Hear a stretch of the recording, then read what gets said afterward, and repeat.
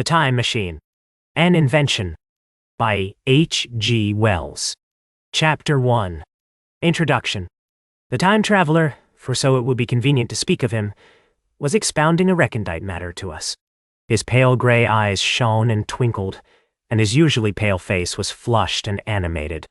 The fire burnt brightly, and the soft radiance of the incandescent lights in the lilies of silver caught the bubbles that flashed and passed in our glasses. Our chairs, being his patents, embraced and caressed us rather than submitted to be sat upon. And there was that luxurious after-dinner atmosphere, when thought runs gracefully free of the trammels of precision. And he put it to us in this way, marking the points with a lean forefinger, as we sat and lazily admired his earnestness over this new paradox, as we thought it, and his fecundity. You must follow me carefully. I shall have to controvert one or two ideas that are almost universally accepted. The geometry, for instance, they taught you at school is founded on a misconception. Now, is not that rather a large thing to expect us to begin upon? Said Philby, an argumentative person with red hair. I do not mean to ask you to accept anything without reasonable ground for it. You will soon admit as much as I need from you. You know, of course, that a mathematical line, a line of thickness nil, has no real existence. They taught you that? Neither has a mathematical plane. These things are mere abstractions. One see. That is all right, said the psychologist. Nor, having only length, breadth, and thickness, can a cube have a real existence. There I object, said Philby. Of course, a solid body may exist. All real things. So most people think. But wait a moment. Can an instantaneous cube exist? Nee. Don't follow you, said Philby. Can a cube that does not last for any time at all have a real existence? Philby became pensive. Clearly, the time traveler proceeded, any real body must have extension in 4 directions. It must have length, breadth, thickness, and duration. But, through a natural infirmity of the flesh, which I will explain to you in a moment, we incline to overlook this fact. There are really 4 dimensions, 3 which we call the 3 planes of space, and a 4th, time. There is, however, a tendency to draw an unreal distinction between the former 3 dimensions and the latter, because it happens that our consciousness moves intermittently in one direction along the ladder from the beginning to the end of our lives. Nor that, said a very young man, making spasmodic efforts to relight his cigar over the lamp. That, very clear indeed. Now, it is very remarkable that this is so extensively overlooked, continued the time traveler, with a slight accession of cheerfulness. Really, this is what is meant by the 4th dimension, though some people who talk about the 4th dimension do not know they mean it. It is only another way of looking at time. There is no difference between time and any of the 3 dimensions of space except that our consciousness moves along it. But some foolish people have got hold of the wrong side of that idea. You have all heard what they have to say about this 4th dimension? I have not, said the provincial mayor. It is simply this, that space, as our mathematicians have it, is spoken of as having 3 dimensions, which one may call length, breadth, and thickness, and is always definable by reference to 3 planes, each at right angles to the others. But some philosophical people have been asking why 3 dimensions particularly, why not another direction at right angles to the other 3, and have even tried to construct a 4-dimensional geometry. Professor Simon Newcomb was expounding this to the New York Mathematical Society only a month or so ago. You know how on a flat surface, which has only 2 dimensions, we can represent a figure of a 3-dimensional solid, and similarly they think that by models of 3 dimensions they could represent one of 4, if they could master the perspective of the thing. See? I think so, murmured the provincial mayor, and knitting his brows he lapsed into an introspective state, his lips moving as one who repeats mystic words. Yes, I think I see it now, he said after some time, brightening in a quite transitory manner. Well, I do not mind telling you I have been at work upon this geometry of 4 dimensions for some time. Some of my results are curious. For instance, here is a portrait of a man at 8 years old, another at 15, another at 17, another at 23, and so on. All these are evidently sections, as it were, three-dimensional representations of his four-dimensioned being, which is a fixed and unalterable thing. Scientific people, proceeded the time traveler, after the pause required for the proper assimilation of this, know very well that time is only a kind of space. Here is a popular scientific diagram, a weather record. This line I trace with my finger shows the movement of the barometer. Yesterday it was so high. Yesterday night it fell. Then this morning it rose again, and so gently upward to here. Surely the mercury did not trace this line in any of the dimensions of space generally recognized? But certainly it traced such a line, and that line, therefore, we must conclude, was along the time dimension.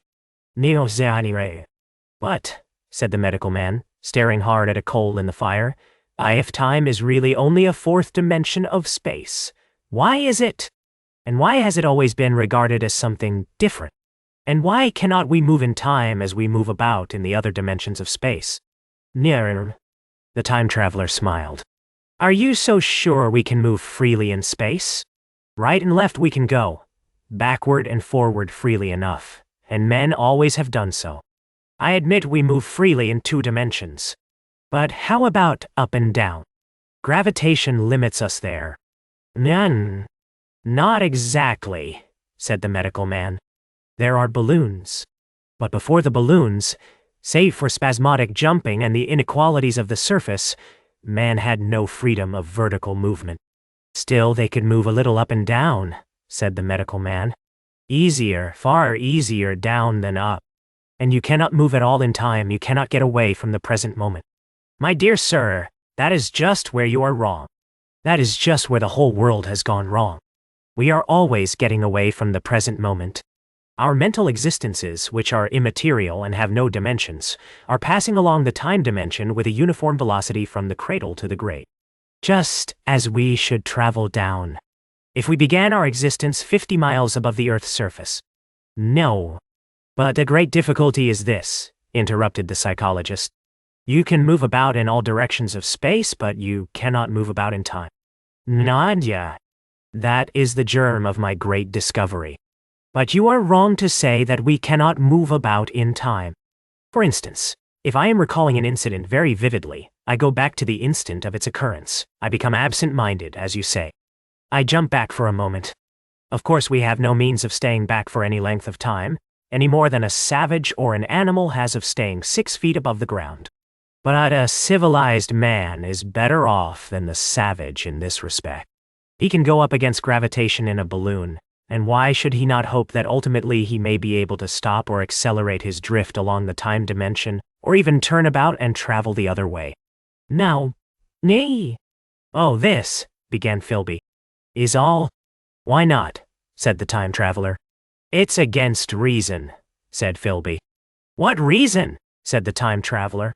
You can show black is white by argument, said Philby, but you will never convince me. Possibly not, said the time traveler. But now you begin to see the object of my investigations into the geometry of 4 dimensions.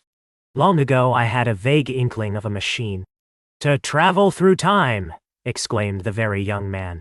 That shall travel indifferently in any direction of space and time as the driver determines. Philby contented himself with laughter. But I have experimental verification, said the time traveler. It would be remarkably convenient for the historian, the psychologist suggested. One might travel back and verify the accepted account of the Battle of Hastings, for instance. Don't you think you would attract attention? Said the medical man. Our ancestors had no great tolerance for anachronisms. One might get one's Greek from the very lips of Homer and Plato, the very young man thought. In which case they would certainly plow you for the little go. The German scholars have improved Greek so much. Then there is the future, said the very young man. Just think.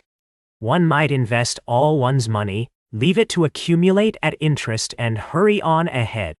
To discover a society, said I, erected on a strictly communistic basis. Off all the wild, extravagant theories, began the psychologist. Yes, so it seemed to me, and so I never talked of it until— Experimental verification, cried I. You are going to verify that? The experiment, cried Philby, who was getting brain-weary. Let's see your experiment anyhow, said the psychologist, though it's all humbug, you know. The time traveler smiled round at us. Then, still smiling faintly, and with his hands deep in his trousers pockets, he walked slowly out of the room, and we heard his slippers shuffling down the long passage to his laboratory. The psychologist looked at us. I wonder what he's got. Some sleight-of-hand trick or other, said the medical man. And Philby tried to tell us about a conjurer he had seen at Burslem. But before he had finished his preface, the time traveler came back, and Philby's anecdote collapsed. Chapter 2. The Machine. The thing the time traveler held in his hand was a glittering metallic framework, scarcely larger than a small clock, and very delicately made. There was ivory in it, and some transparent crystalline substance. And now I must be explicit, for this that follows, unless his explanation is to be accepted, is an absolutely unaccountable thing. He took one of the small octagonal tables that were scattered about the room, and set it in front of the fire, with 2 legs on the hearthrug. On this table, he placed the mechanism. Then he drew up a chair and sat down. The only other object on the table was a small shaded lamp, the bright light of which fell upon the model. There were also perhaps a dozen candles about, 2 in brass candlesticks upon the mantel and several in sconces, so that the room was brilliantly illuminated. I sat in a low armchair nearest the fire, and I drew this forward so as to be almost between the time traveler and the fireplace. Philby sat behind him, looking over his shoulder. The medical man and the provincial mayor watched him in profile from the right, the psychologist from the left. The very young man stood behind the psychologist. We were all on the alert. It appears incredible to me that any kind of trick, however subtly conceived and however adroitly done, could have been played upon us under these conditions. The time traveler looked at us, and then at the mechanism. Well, said the psychologist. This little affair, said the time traveler, resting his elbows upon the table and pressing his hands together above the apparatus, is only a model. It is my plan for a machine to travel through time. You will notice that it looks singularly askew, and that there is an odd twinkling appearance about this bar, as though it was in some way unreal. He pointed to the part with his finger. Also, here is one little white lever, and here is another. The medical man got up out of his chair and peered into the thing. It's beautifully made, he said. It took 2 years to make, retorted the time traveler. Then, when we had all imitated the action of the medical man, he said, Now I want you clearly to understand that this lever, being pressed over, sends the machine gliding into the future, and this other reverses the motion. This saddle represents the seat of a time traveler. Presently I'm going to press the lever, and off the machine will go. It will vanish, pass into future time, and disappear. Have a good look at the thing. Look at the table too, and satisfy yourselves there is no trickery. I don't want to waste this model, and then be told I'm a quack. No. There was a minute's pause, perhaps. The psychologist seemed about to speak to me, but changed his mind. Then the time traveler put forth his finger towards the lever. No, he said suddenly. Lend me your hand. And turning to the psychologist, he took that individual's hand in his own and told him to put out his forefinger. So that it was the psychologist himself who sent forth the model time machine on its interminable voyage. We all saw the lever turn. I am absolutely certain there was no trickery. There was a breath of wind and the lamp flame jumped. One of the candles on the mantel was blown out, and the little machine suddenly swung round, became indistinct, was seen as a ghost, for a second perhaps, as an eddy of faintly glittering brass and ivory, and it was gone, vanished. Save for the lamp, the table was bare. Everyone was silent for a minute. Then Philby said he was damned. The psychologist recovered from his stupor and suddenly looked under the table. At that, the time traveler laughed cheerfully. Well, he said with a reminiscence of the psychologist. Then, getting up, he went to the tobacco jar on the mantel, and with his back to us began to fill his pipe. We stared at each other. Look here, said the medical man. Are you in earnest about this? Do you seriously believe that that machine has traveled into time? No. Certainly, said the time traveler, stooping to light a spill at the fire. Then he turned, lighting his pipe, to look at the psychologist's face. The psychologist, to show that he was not unhinged, helped himself to a cigar and tried to light it uncut. What is more, I have a big machine nearly finished in there, he indicated the laboratory, and when that is put together, I mean to have a journey on my own account. You mean to say that that machine has traveled into the future? Said Philby. Into the future or the past, I don't for certain know which. After an interval, the psychologist had an inspiration. It must have gone into the past if it has gone anywhere, he said. Why? Said the time traveler. Because I presume that it has not moved in space, and if it traveled into the future it would still be here all this time, since it must have traveled through this time. But, said I, if it traveled into the past, it would have been visible when we came first into this room, and last Thursday when we were here, and the Thursday before that, and so forth. Serious objections, remarked the provincial mayor, with an air of impartiality, turning towards the time traveler. Not a bit, said the time traveler, and to the psychologist, you think. You can explain that. It's presentation below the threshold, you know, diluted presentation. Ma'ams? Of course, said the psychologist, and reassured us. That's a simple point of psychology. I should have thought of it. It's plain enough, and helps the paradox delightfully. We cannot see it, nor can we appreciate this machine, any more than we can the spoke of a wheel spinning, or a bullet flying through the air. If it is traveling through time 50 times or 100 times faster than we are, if it gets through a minute while we get through a second, the impression it creates will of course be only 1/50th or 100th of what it would make if it were not traveling in time.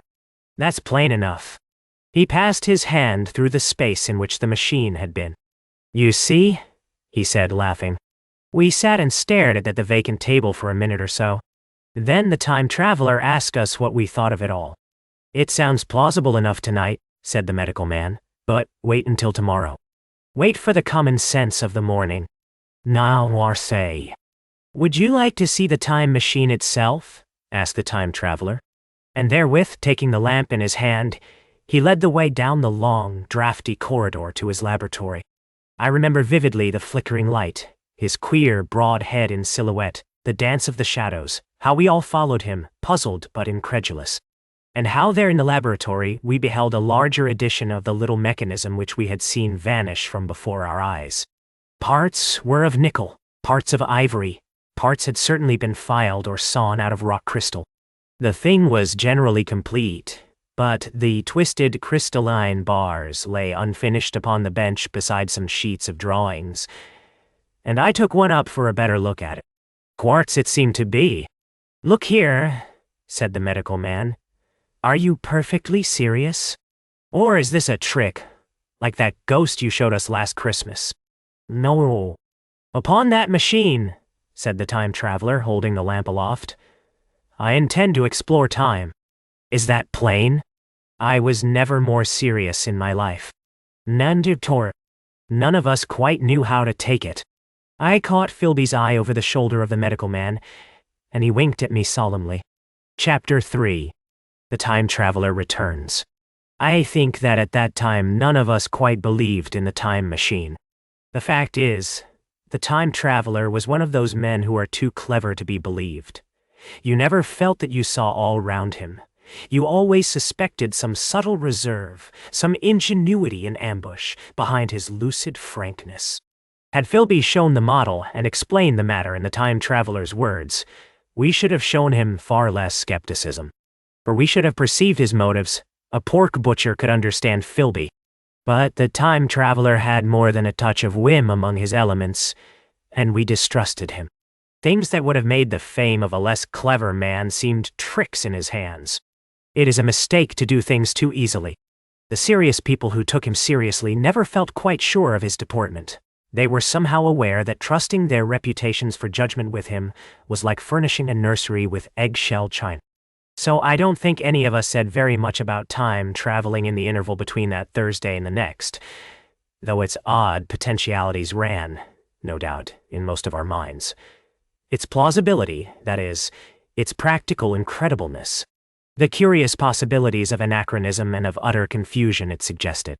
For my own part, I was particularly preoccupied with the trick of the model that I remember discussing with the medical man whom I met on Friday at the Linnaean. He said he had seen a similar thing at Tübingen and laid considerable stress on the blowing out of the candle. But how the trick was done, he could not explain. The next Thursday I went again to Richmond. I suppose I was one of the time traveler's most constant guests, and, arriving late, found 4 or 5 men already assembled in his drawing room.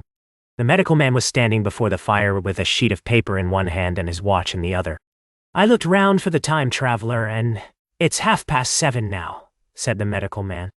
"I suppose we'd better have dinner?" "Where's?" said I, naming our host. "You've just come. It's rather odd. He's unavoidably detained. He asks me in this note to lead off with dinner at 7 if he's not back. Says he'll explain when he comes. It seems a pity to let the dinner spoil," said the editor of a well-known daily paper. And thereupon the doctor rang the bell. The psychologist was the only person besides the doctor and myself who had attended the previous dinner. The other men were blank, the editor aforementioned, a certain journalist, and another, a quiet, shy man with a beard, whom I didn't know, and who, as far as my observation went, never opened his mouth all the evening. There was some speculation at the dinner table about the time traveler's absence, and I suggested time traveling in a half-jocular spirit. The editor wanted that explained to him, and the psychologist volunteered a wooden account of the ingenious paradox and trick we had witnessed that day week. He was in the midst of his exposition when the door from the corridor opened slowly and without noise. I was facing the door and saw it first. "Hello," I said. "At last." And the door opened wider and the time traveler stood before us. I gave a cry of surprise. "Good heavens! Man, what's the matter?"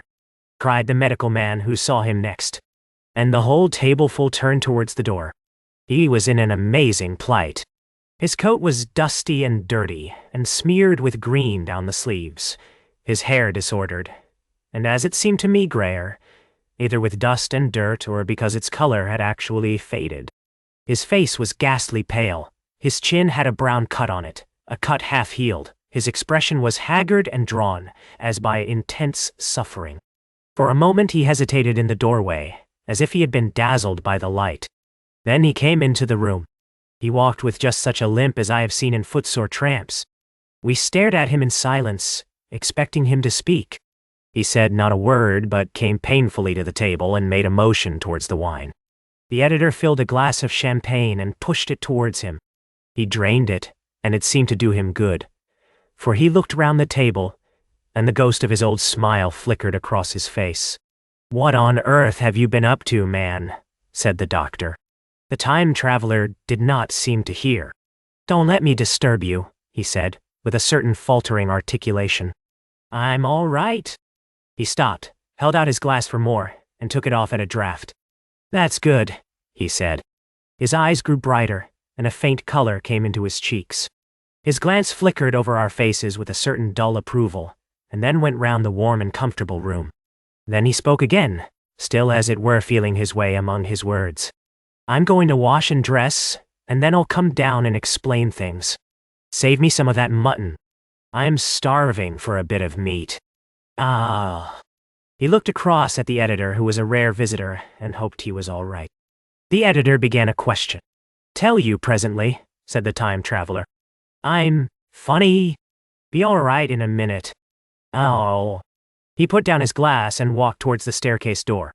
Again I remarked his lameness and the soft padding sound of his footfall, and standing up in my place, I saw his feet as he went out. He had nothing on them but a pair of tattered, blood-stained socks. Then the door closed upon him. I had half a mind to follow till I remembered how he detested any fuss about himself. For a minute, perhaps, my mind was wool-gathering. Then, remarkable behavior of an eminent scientist, I heard the editor say, thinking, after his wont, in headlines. And this brought my attention back to the bright dinner table. "What's the game?" said the journalist. "Has he been doing the amateur cadger?" I don't follow. I met the eye of the psychologist, and read my own interpretation in his face. I thought of the time traveler limping painfully upstairs. I don't think anyone else had noticed his lameness. The first to recover completely from this surprise was the medical man, who rang the bell. The time traveler hated to have servants waiting at dinner for a hot plate. At that, the editor turned to his knife and fork with a grunt, and the silent man followed suit. The dinner was resumed. Conversation was exclamatory for a little while with gaps of wonderment, and then the editor got fervent in his curiosity. Does our friend eke out his modest income with a crossing? Or has he his Nebuchadnezzar phases? He inquired. I feel assured it's this business of the time machine, I said, and took up the psychologist's account of our previous meeting. The new guests were frankly incredulous. The editor raised objections. What was this time traveling? A man couldn't cover himself with dust by rolling in a paradox, could he? Nanway. And then, as the idea came home to him, he resorted to caricature. Hadn't they any clothes brushes in the future? The journalist, too, would not believe at any price, and joined the editor in the easy work of heaping ridicule on the whole thing. They were both the new kind of journalist, very joyous, irreverent young men. Our special correspondent in the Day After Tomorrow reports, the journalist was saying, or rather shouting, when the time traveler came back. He was dressed in ordinary evening clothes, and nothing save his haggard look remained of the change that had startled me. I say, said the editor hilariously, these chaps here say you have been traveling into the middle of next week. Tell us all about little Roseberry, will you? What will you take for the lot? Ash. The time traveler came to the place reserved for him without a word. He smiled quietly, in his old way. Where's my mutton? He said. What a treat it is to stick a fork into meat again. Story, cried the editor. Story be damned, said the time traveler. I want something to eat. I won't say a word until I get some peptone into my arteries. Thanks. And the salt. Nice. One word, said I. Have you been time traveling? Yes, said the time traveler, with his mouth full, nodding his head. I'd give $1 a line for a verbatim note, said the editor. The time traveler pushed his glass towards the silent man and rang it with his fingernail, at which the silent man, who had been staring at his face, started convulsively and poured him wine. The rest of the dinner was uncomfortable. For my own part, sudden questions kept on rising to my lips, and I dare say it was the same with the others. The journalist tried to relieve the tension by telling anecdotes of Hetty Potter. The time traveler devoted his attention to his dinner and displayed the appetite of a tramp. The medical man smoked a cigarette and watched the time traveler through his eyelashes. The silent man seemed even more clumsy than usual, and drank champagne with regularity and determination out of sheer nervousness. At last the time traveler pushed his plate away and looked round us. I suppose I must apologize, he said. I was simply starving. I've had a most amazing time. He reached out his hand for a cigar and cut the end. But come into the smoking room. It's too long a story to tell over greasy plates. And ringing the bell in passing, he led the way into the adjoining room. You have told blank and dash and chose about the machine, he said to me, leaning back in his easy chair and naming the 3 new guests. But the thing's a mere paradox, said the editor. I can't argue tonight. I don't mind telling you the story, but I can't argue. I will, he went on, tell you the story of what has happened to me if you like, but you must refrain from interruptions. I want to tell it. Badly. Most of it will sound like lying. So be it. It's true, every word of it, all the same. I was in my laboratory at 4 o'clock, and since then, I've lived 8 days. Such days as no human being ever lived before. I'm nearly worn out, but I shan't sleep till I've told this thing over to you. Then I shall go to bed. But no interruptions. Is it agreed? None. Agreed, said the editor, and the rest of us echoed, agreed. And with that, the time traveler began his story as I have set it forth. He sat back in his chair at first and spoke like a weary man. Afterwards he got more animated. In writing it down I feel with only too much keenness the inadequacy of pen and ink, and, above all, my own inadequacy, to express its quality. You read, I will suppose, attentively enough, but you cannot see the speaker's white, sincere face in the bright circle of the little lamp, nor hear the intonation of his voice. You cannot know how his expression followed the turns of his story. Most of us hearers were in shadow, for the candles in the smoking room had not been lighted, and only the face of the journalist and the legs of the silent man from the knees downward were illuminated. At first we glanced now and again at each other. After a time we ceased to do that, and looked only at the time traveler's face. Chapter 4. Time Traveling. I told some of you last Thursday of the principles of the time machine, and showed you the actual thing itself, incomplete in the workshop. There it is now, a little travel-worn truly, and one of the ivory bars is cracked, and a brass rail bent, but the rest of it sound enough. I expected to finish it on Friday, but on Friday, when the putting together was nearly done, I found that one of the nickel bars was exactly 1 inch too short, and this I had to get remade, so that the thing was not complete until this morning. It was at 10 o'clock today that the first of all time machines began its career. I gave it a last tap, tried all the screws again, put one more drop of oil on the quartz rod, and sat myself in the saddle. I suppose a suicide who holds a pistol to his skull feels much the same wonder at what will come next as I felt then. I took the starting lever in one hand and the stopping one in the other, pressed the first and almost immediately the second. I seemed to reel. I felt a nightmare sensation of falling, and, looking round, I saw the laboratory exactly as before. Had anything happened? For a moment I suspected that my intellect had tricked me. Then enacted the clock. A moment before, as it seemed, it had stood at a minute or so past 10. Now it was nearly 3:30. I drew a breath, set my teeth, gripped the starting lever with both hands, and went off with a thud. The laboratory got hazy and went dark. Mrs. Watchett came in and walked, apparently without seeing me, towards the garden door. I suppose it took her a minute or so to traverse the place, but to me she seemed to shoot across the room like a rocket. I pressed the lever over to its extreme position. The night came like the turning out of a lamp, and in another moment came tomorrow. The laboratory grew faint and hazy, then fainter and ever fainter. Tomorrow night came black, then day again, night again, day again, faster and faster still. An eddying murmur filled my ears, and a strange dumb confusedness descended on my mind. I am afraid I cannot convey the peculiar sensations of time traveling. They are excessively unpleasant. There is a feeling exactly like that one has upon a switchback, of a helpless headlong motion. I felt the same horrible anticipation, too, of an imminent smash. As I put on pace, night followed day like the flapping of a black wing. The dim suggestion of the laboratory seemed presently to fall away from me, and I saw the sun hopping swiftly across the sky, leaping it every minute, and every minute marking a day. I suppose the laboratory had been destroyed and I had come into the open air. I had a dim impression of scaffolding, but I was already going too fast to be conscious of any moving things. The slowest snail that ever crawled dashed by too fast for me. The twinkling succession of darkness and light was excessively painful to the eye. Then, in the intermittent darknesses, I saw the moon spinning swiftly through her quarters from new to full, and had a faint glimpse of the circling stars. Presently, as I went on, still gaining velocity, the palpitation of night and day merged into one continuous grayness. The sky took on a wonderful deepness of blue, a splendid luminous color like that of early twilight. The jerking sun became a streak of fire, a brilliant arch in space, the moon a fainter fluctuating band, and I could see nothing of the stars, save now and then a brighter circle flickering in the blue.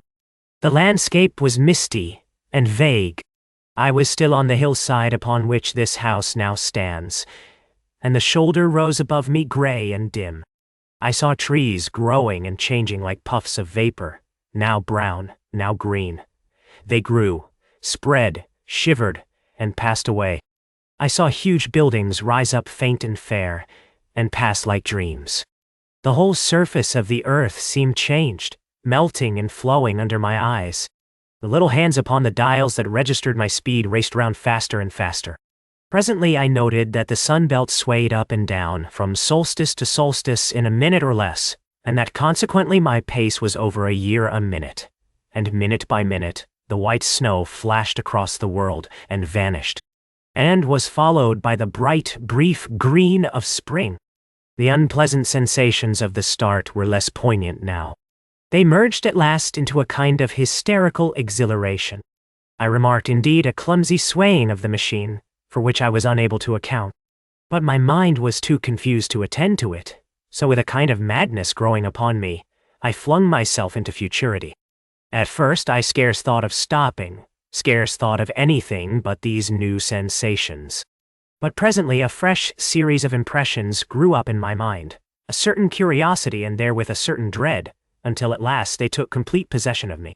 What strange developments of humanity, what wonderful advances upon our rudimentary civilization, I thought, might not appear when I came to look nearly into the dim, elusive world that raced and fluctuated before my eyes.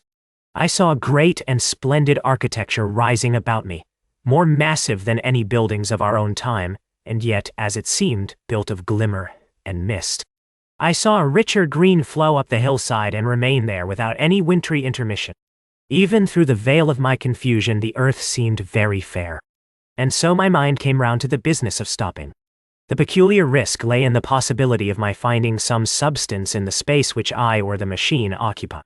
So long as I traveled at a high velocity through time, this scarcely mattered. I was, so to speak, attenuated, was slipping like a vapor through the interstices of intervening substances.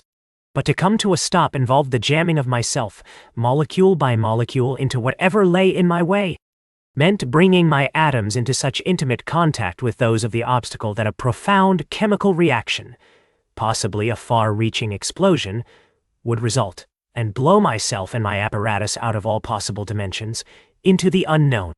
This possibility had occurred to me again and again while I was making the machine, but then I had cheerfully accepted it as an unavoidable risk, one of the risks a man has got to take. Now the risk was inevitable. I no longer saw it in the same cheerful light. The fact is that, insensibly, the absolute strangeness of everything, the sickly jarring and swaying of the machine, above all, the feeling of prolonged falling, had absolutely upset my nerve. I told myself that I could never stop, and with a gust of petulance I resolved to stop forthwith. Like an impatient fool, I lugged over the lever, and incontinently the thing went reeling over, and I was flung headlong through the air. There was the sound of a clap of thunder in my ears. I may have been stunned for a moment. A pitiless hail was hissing round me, and I was sitting on soft turf in front of the overset machine.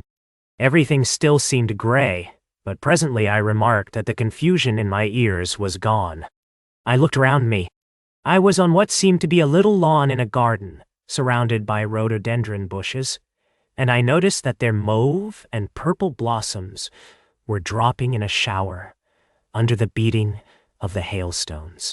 The rebounding, dancing hail hung in a little cloud over the machine and drove along the ground like smoke. In a moment I was wet to the skin. "Fine hospitality," said I, "to a man who has traveled innumerable years to see you." Presently I thought what a fool I was to get wet. I stood up and looked round me. A colossal figure, carved apparently in some white stone, loomed indistinctly beyond the rhododendrons through the hazy downpour. But all else of the world was invisible. My sensations would be hard to describe. As the columns of hail grew thinner, I saw the white figure more distinctly. It was very large, for a silver birch tree touched its shoulder. It was of white marble, in shape something like a winged sphinx, but the wings, instead of being carried vertically at the sides, were spread so that it seemed to hover. The pedestal, it appeared to me, was of bronze, and was thick with verdigris. It chanced that the face was towards me. The sightless eyes seemed to watch me. There was the faint shadow of a smile on the lips. It was greatly weather-worn, and that imparted an unpleasant suggestion of disease. I stood looking at it for a little space, half a minute perhaps, or half an hour. It seemed to advance and to recede as the hail drove before it denser or thinner. At last I tore my eyes from it for a moment, and saw that the hail curtain had worn threadbare, and that the sky was lightening with the promise of the sun. I looked up again at the crouching white shape, and the full temerity of my voyage came suddenly upon me. What might appear when that hazy curtain was altogether withdrawn? What might not have happened to men? What if cruelty had grown into a common passion? What if in this interval the race had lost its manliness, and had developed into something inhuman, unsympathetic, and overwhelmingly powerful. I might seem some old-world savage animal, only the more dreadful and disgusting for our common likeness, a foul creature to be incontinently slain. Already I saw other vast shapes, huge buildings with intricate parapets and tall columns, with a wooded hillside dimly creeping in upon me through the lessening storm. I was seized with a panic fear. I turned frantically to the time machine and strove hard to readjust it. As I did so, the shafts of the sun smote through the thunderstorm. The gray downpour was swept aside and vanished like the trailing garments of a ghost. Above me, in the intense blue of the summer sky, some faint brown shreds of cloud whirled into nothingness.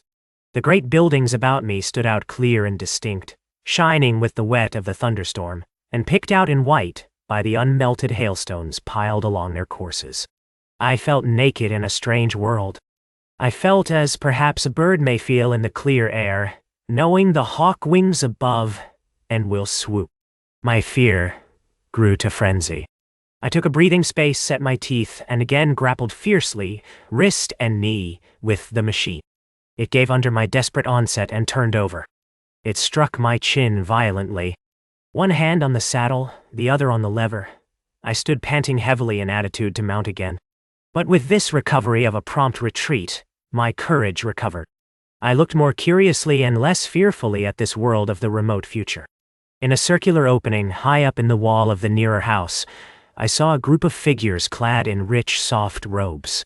They had seen me, and their faces were directed towards me. Then I heard voices approaching me. Coming through the bushes by the white sphinx were the heads and shoulders of men running. One of these emerged in a pathway leading straight to the little lawn upon which I stood with my machine. He was a slight creature, perhaps 4 feet high, clad in a purple tunic, girdled at the waist with a leather belt.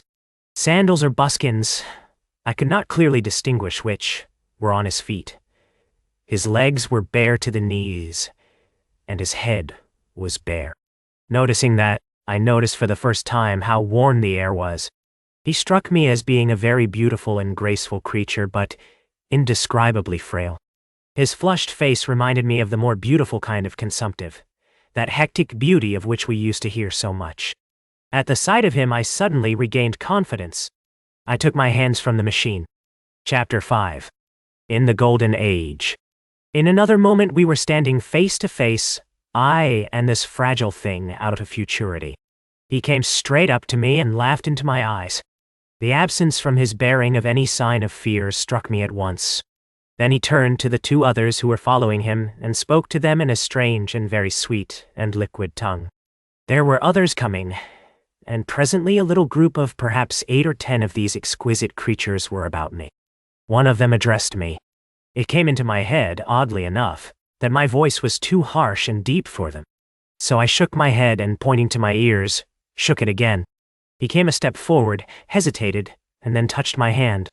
Then I felt other soft little tentacles upon my back and shoulders. They wanted to make sure I was real. There's nothing in this at all alarming. Indeed, there was something in these pretty little people that inspired confidence, a graceful gentleness, a certain childlike ease. And besides, they looked so frail that I could fancy myself flinging the whole dozen of them about like 9-pins. But I made a sudden motion to warn them when I saw their little pink hands feeling at the time machine. Happily then, when it was not too late, I thought of a danger I had hitherto forgotten, and reaching over the bars of the machine, I unscrewed the little levers that would set it in motion, and put these in my pocket. Then I turned again to see what I could do in the way of communication. And then, looking more nearly into their features, I saw some further peculiarities in their Dresden china type of prettiness. Their hair, which was uniformly curly, came to a sharp end at the neck and cheek. There was not the faintest suggestion of it on the face, and their ears were singularly minute. The mouths were small, with bright red, rather thin lips, and the little chins ran to a point. The eyes were large and mild, and, this may seem egotism on my part, I fancied even that there was a certain lack of the interest I might have expected in them, as they made no effort to communicate with me, but simply stood round me smiling and speaking in soft cooing notes to each other. I began the conversation. I pointed to the time machine and to myself. Then, hesitating for a moment how to express time, I pointed to the sun. At once a quaintly pretty little figure in checkered purple and white followed my gesture, and then astonished me by imitating the sound of thunder. For a moment I was staggered, though the import of his gesture was plain enough. The question had come into my mind abruptly. Were these creatures fools? You may hardly understand how it took me. You see, I had always anticipated that the people of the year 802,000 odd would be incredibly in front of us in knowledge, art, everything. Then one of them suddenly asked me a question that showed him to be on the intellectual level of one of our 5-year-old children. Asked me, in fact, if I had come from the sun in a thunderstorm. It let loose the judgment I had suspended upon their clothes, their frail light limbs, and fragile features. A flow of disappointment rushed across my mind. For a moment I felt that I had built the time machine in vain. I nodded, pointed to the sun, and gave them such a vivid rendering of a thunderclap as startled them. They all withdrew a pace or so and bowed. Then came one laughing towards me, carrying a chain of beautiful flowers altogether new to me, and put it about my neck. The idea was received with melodious applause, and presently they were all running to and fro for flowers, and laughingly flinging them upon me until I was almost smothered with blossom. You who have never seen the like can scarcely imagine what delicate and wonderful flowers countless years of culture had created. Then someone suggested that their plaything should be exhibited in the nearest building, and so I was led past the Sphinx of white marble, which had seemed to watch me all the while, with a smile at my astonishment, towards a vast gray edifice of fretted stone. As I went with them, the memory of my confident anticipations of a profoundly grave and intellectual posterity came, with irresistible merriment, to my mind. The building had a huge entry, and was altogether of colossal dimensions. I was naturally most occupied with the growing crowd of little people, and with the big open portals that yawned before me, shadowy and mysterious. My general impression of the world I saw over their heads was a tangled waste of beautiful bushes and flowers, a long neglected and yet weedless garden. I saw a number of tall spikes of strange white flowers, measuring a foot perhaps across the spread of the waxen petals. They grew scattered, as if wild among the variegated shrubs, but I say, I did not examine them closely at this time. The time machine was left deserted on the turf among the rhododendrons. The arch of the doorway was richly carved, but naturally I did not observe the carving very narrowly, though I fancied I saw suggestions of old Phoenician decorations as I passed through, and it struck me that they were very badly broken and weather-worn. Several more brightly clad people met me in the doorway, and so we entered, I, dressed in dingy 19th-century garments, looking grotesque enough, garlanded with flowers, and surrounded by an eddying mass of bright, soft-colored robes and shining white limbs, in a melodious whirl of laughter and laughing speech. The big doorway opened into a proportionately great hall hung with brown. The roof was in shadow, and the windows, partially glazed with colored glass and partially unglazed, admitted a tempered light. The floor was made up of huge blocks of some very hard white metal, not plates nor slabs, blocks, and it was so much worn, as I judged by the going to and fro of past generations, as to be deeply channeled along the more frequented ways. Transverse to the length were innumerable tables made of slabs of polished stone, raised perhaps a foot from the floor, and upon these were heaps of fruits. Some I recognized as a kind of hypertrophied raspberry and orange, but for the most part they were strange. Between the tables was scattered a great number of cushions. Upon these my conductors seated themselves, signing for me to do likewise. With a pretty absence of ceremony they began to eat the fruit with their hands, flinging peel and stalks, and so forth, into the round openings in the sides of the tables. I was not loath to follow their example, for I felt thirsty and hungry. As I did so I surveyed the hall at my leisure. And perhaps the thing that struck me most was its dilapidated look. The stained glass windows, which displayed only a geometrical pattern, were broken in many places, and the curtains that hung across the lower end were thick with dust. And it caught my eye that the corner of the marble table near me was fractured. Nevertheless, the general effect was extremely rich and picturesque. There were perhaps a couple of hundred people dining in the hall, and most of them, seated as near to me as they could come, were watching me with interest, their little eyes shining over the fruit they were eating. All were clad in the same soft, and yet strong, silky material. Fruit, by the by, was all their diet. These people of the remote future were strict vegetarians, and while I was with them, in spite of some carnal cravings, I had to be frugivorous also. Indeed, I found afterwards that horses, cattle, sheep, dogs had followed the ichthyosaurus into extinction. But the fruits were very delightful. One, in particular, that seemed to be in season all the time I was there, a flowery thing in a three-sided husk, was especially good, and I made it my staple. At first I was puzzled by all these strange fruits, and by the strange flowers I saw, but later I began to perceive their import. However, I am telling you of my fruit dinner in the distant future now. So soon as my appetite was a little checked, I determined to make a resolute attempt to learn the speech of these new men of mine. Clearly that was the next thing to do. The fruit seemed a convenient thing to begin upon, and holding one of these up, I began a series of interrogative sounds and gestures. I had some considerable difficulty in conveying my meaning. At first my efforts met with a stare of surprise or inextinguishable laughter, but presently a fair-haired little creature seemed to grasp my intention and repeated a name. They had to chatter and explain the business at great length to each other, and my first attempts to make the exquisite little sounds of their language caused an immense amount of genuine, if uncivil, amusement. However, I felt like a schoolmaster amidst children, and persisted, and presently I had a score of noun substantives at least at my command, and then I got to demonstrative pronouns, and even the verb to eat.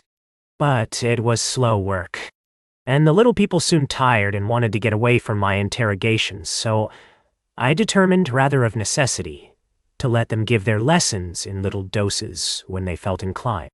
And very little doses I found they were before long, for I never met people more indolent or more easily fatigued. Chapter 6. The Sunset of Mankind. A queer thing I soon discovered about my little hosts, and that was their lack of interest. They would come to me with eager cries of astonishment, like children, but like children they would soon stop examining me and wander away after some other toy. The dinner and my conversational beginnings ended, I noted for the first time that almost all those who had surrounded me at first were gone. It is odd, too, how speedily I came to disregard these little people. I went out through the portal into the sunlit world again as soon as my hunger was satisfied. I was continually meeting more of these men of the future, who would follow me a little distance, chatter and laugh about me, and having smiled and gesticulated in a friendly way, leave me again to my own devices. The calm of evening was upon the world as I emerged from the great hall, and the scene was lit by the warm glow of the setting sun.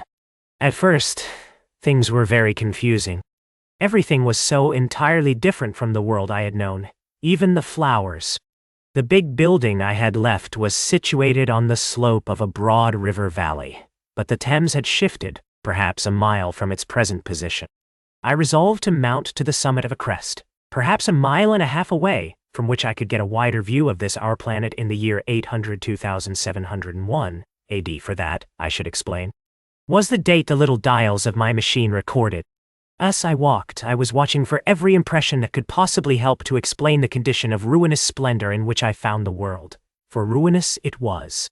A little way up the hill, for instance, was a great heap of granite, bound together by masses of aluminium, a vast labyrinth of precipitous walls and crumpled heaps, amidst which were thick heaps of very beautiful pagoda-like plants, nettles possibly, but wonderfully tinted with brown about the leaves, and incapable of stinging. It was evidently the derelict remains of some vast structure, to what end built I could not determine.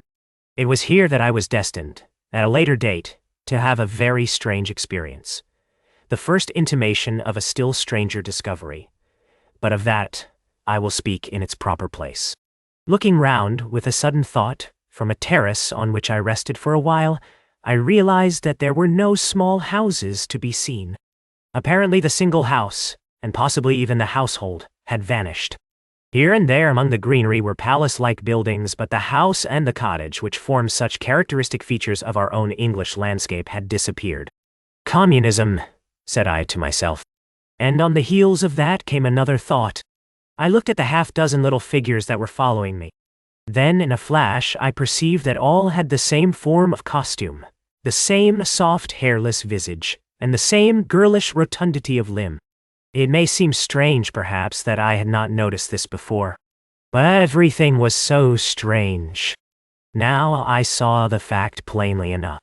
In costume, and in all the differences of texture and bearing that now mark off the sexes from each other, these people of the future were alike. And the children seemed to my eyes to be but the miniatures of their parents. I judged then that the children of that time were extremely precocious, physically at least, and I found afterwards abundant verification of my opinion. Seeing the ease and security in which these people were living, I felt that this close resemblance of the sexes was after all what one would expect, with the strength of a man and the softness of a woman, the institution of the family. And the differentiation of occupations are mere militant necessities of an age of physical force.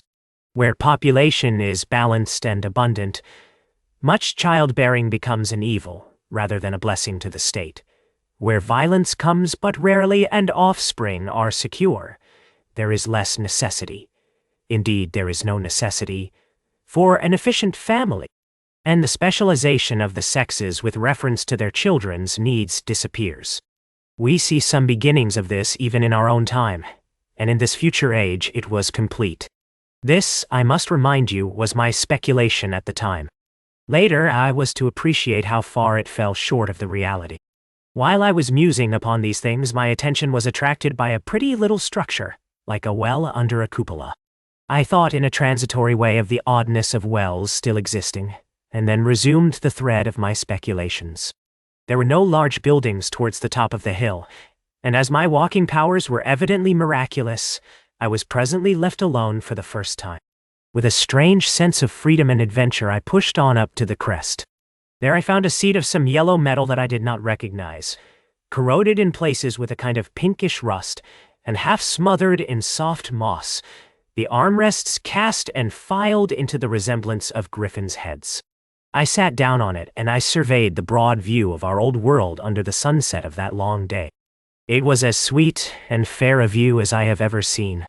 The sun had already gone below the horizon, and the west was flaming gold, touched with some horizontal bars of purple and crimson. Below was the valley of the Thames, in which the river lay like a band of burnished steel. I have already spoken of the great palaces dotted about among the variegated greenery, some in ruins, and some still occupied. Here and there rose a white or silvery figure in the waste garden of the earth. Here and there came the sharp vertical line of some cupola or obelisk. There were no hedges, no signs of proprietary rights, no evidences of agriculture. The whole earth had become a garden. So watching, I began to put my interpretation upon the things I had seen, and as it shaped itself to me that evening, my interpretation was something in this way. Afterwards I found I had got only a half-truth, or only a glimpse of one facet of the truth. It seemed to me that I had happened upon humanity upon the wane. The ruddy sunset set me thinking of the sunset of mankind. For the first time I began to realize an odd consequence of the social effort in which we are at present engaged. And yet, come to think, it is a logical consequence enough. Strength is the outcome of need. Security sets a premium on feebleness. The work of ameliorating the conditions of life, the true civilizing process that makes life more and more secure, had gone steadily on to a climate. One triumph of a united humanity over nature had followed another. Things that are now mere dreams had become projects deliberately put in hand and carried forward. And the harvest was what I saw. After all, the sanitation and the agriculture of today are still in the rudimentary stage. The science of our time has attacked but a little department of the field of human disease, but even so, it spreads its operations very steadily and persistently. Our agriculture and horticulture destroy a weed just here and there and cultivate perhaps a score or so of wholesome plants, leaving the greater number to fight out a balance as they can. We improve our favorite plants and animals, and how few they are, gradually by selective breeding. Now a new and better peach, now a seedless grape, now a sweeter and larger flower, now a more convenient breed of cattle. We improve them gradually because our ideals are vague and tentative, and our knowledge is very limited. because nature too is shy and slow in our clumsy hands. Someday, all this will be better organized, and still better. That is the drift of the current in spite of the eddies. The whole world will be intelligent, educated, and cooperating. Things will move faster and faster towards the subjugation of nature. In the end, wisely and carefully, we shall readjust the balance of animal and vegetable life to suit our human needs. This adjustment, I say, must have been done and done well, done indeed for all time, in the space of time across which my machine had leapt. The air was free from gnats, the earth from weeds or fungi. Everywhere were fruits and sweet and delightful flowers. Brilliant butterflies flew hither and thither. The ideal of preventive medicine was attained. Diseases had been stamped out. I saw no evidence of any contagious diseases during all my stay, and I shall have to tell you later that even the processes of putrefaction and decay had been profoundly affected by these changes. Social triumphs, too, had been affected. I saw mankind housed in splendid shelters, gloriously clothed, and as yet I had found them engaged in no toil. There were no signs of struggle, neither social nor economical struggle. The shop, the advertisement, traffic, all that commerce which constitutes the body of our world, was gone. It was natural on that golden evening that I should jump at the idea of a social paradise. The difficulty of increasing population had been met, I guessed, and population had ceased to increase. But with this change in condition comes inevitably adaptations to the change. What, unless biological science is a mass of errors, is the cause of human intelligence and vigor? Hardship and freedom, conditions under which the active, strong, and subtle survive and the weaker go to the wall. Conditions that put a premium upon the loyal alliance of capable men, upon self-restraint, patience, and decision. And the institution of the family, and the emotions that arise therein, the fierce jealousy, the tenderness for offspring, parental self-devotion, all found their justification and support in the imminent dangers of the young. Now, where are these imminent dangers? There is a sentiment arising, and it will grow, against connubial jealousy, against fierce maternity, against passion of all sorts, unnecessary things now, and things that make us uncomfortable, savage survival, discords in a refined and pleasant life.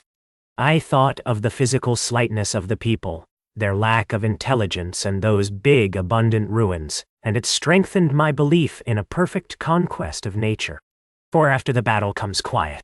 Humanity had been strong, energetic, and intelligent, and had used all its abundant vitality to alter the conditions under which it lived. And now came the reaction of the altered conditions.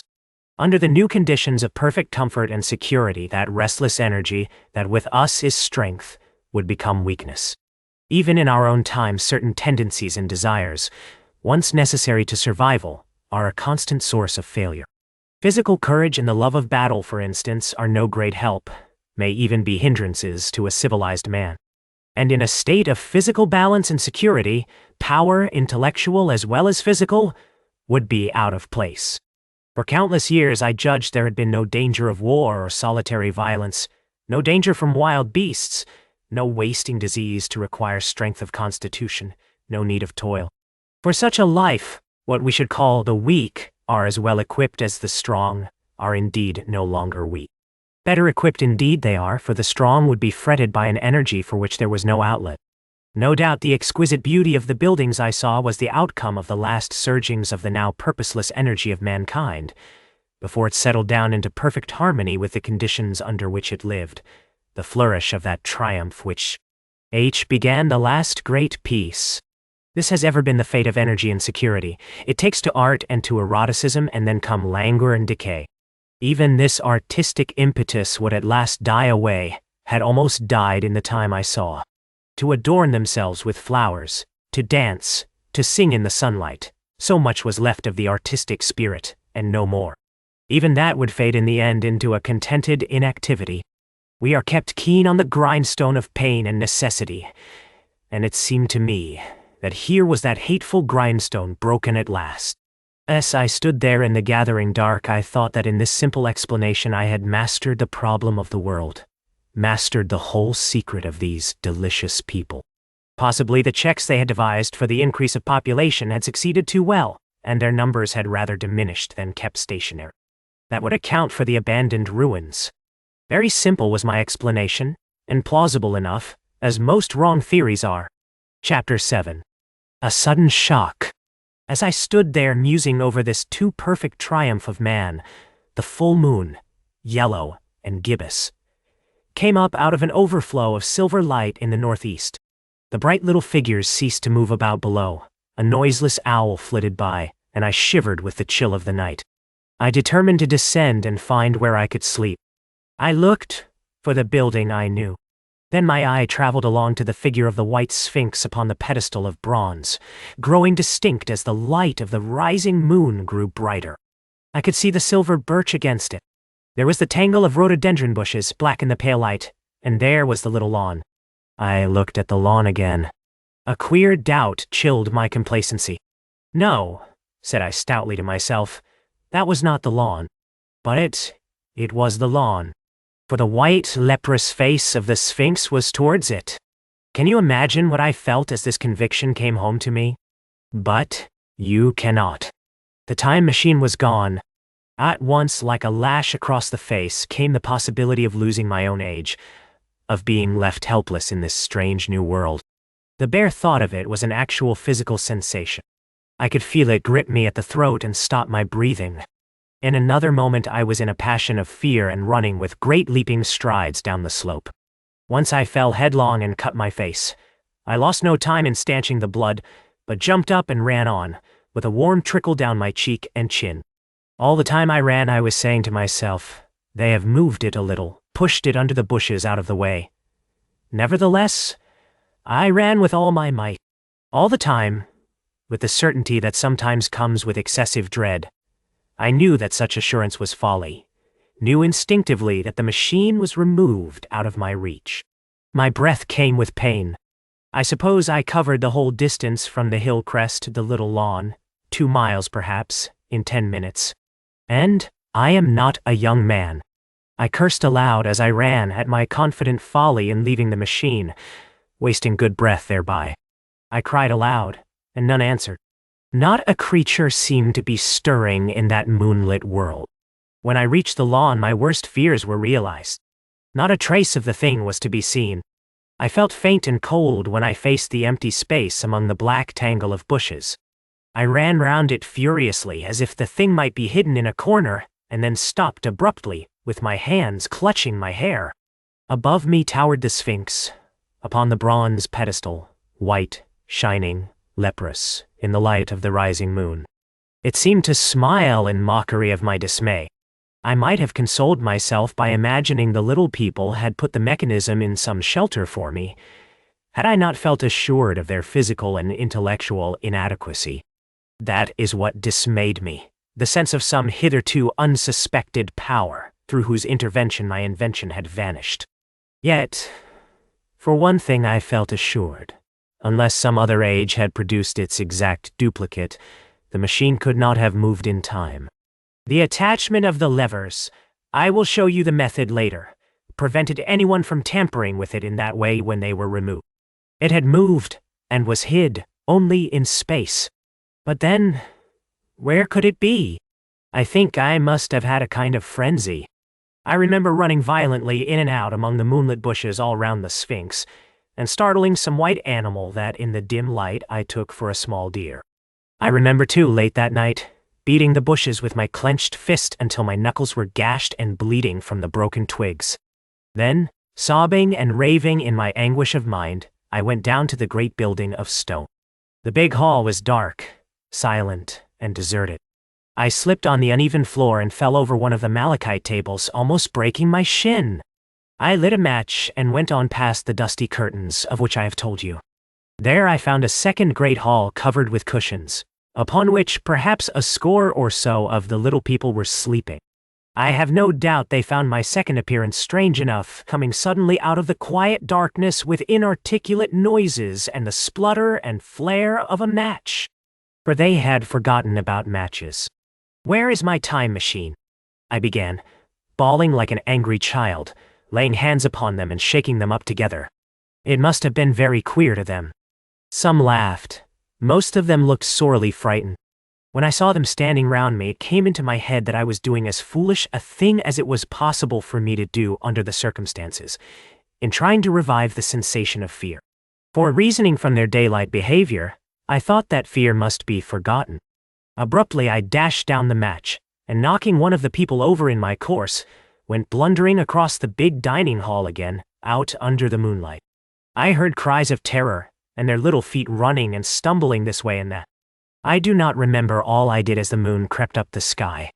I suppose it was the unexpected nature of my loss that maddened me. I felt hopelessly cut off from my own kind, a strange animal in an unknown world. I must have raved to and fro, screaming and crying upon God and fate.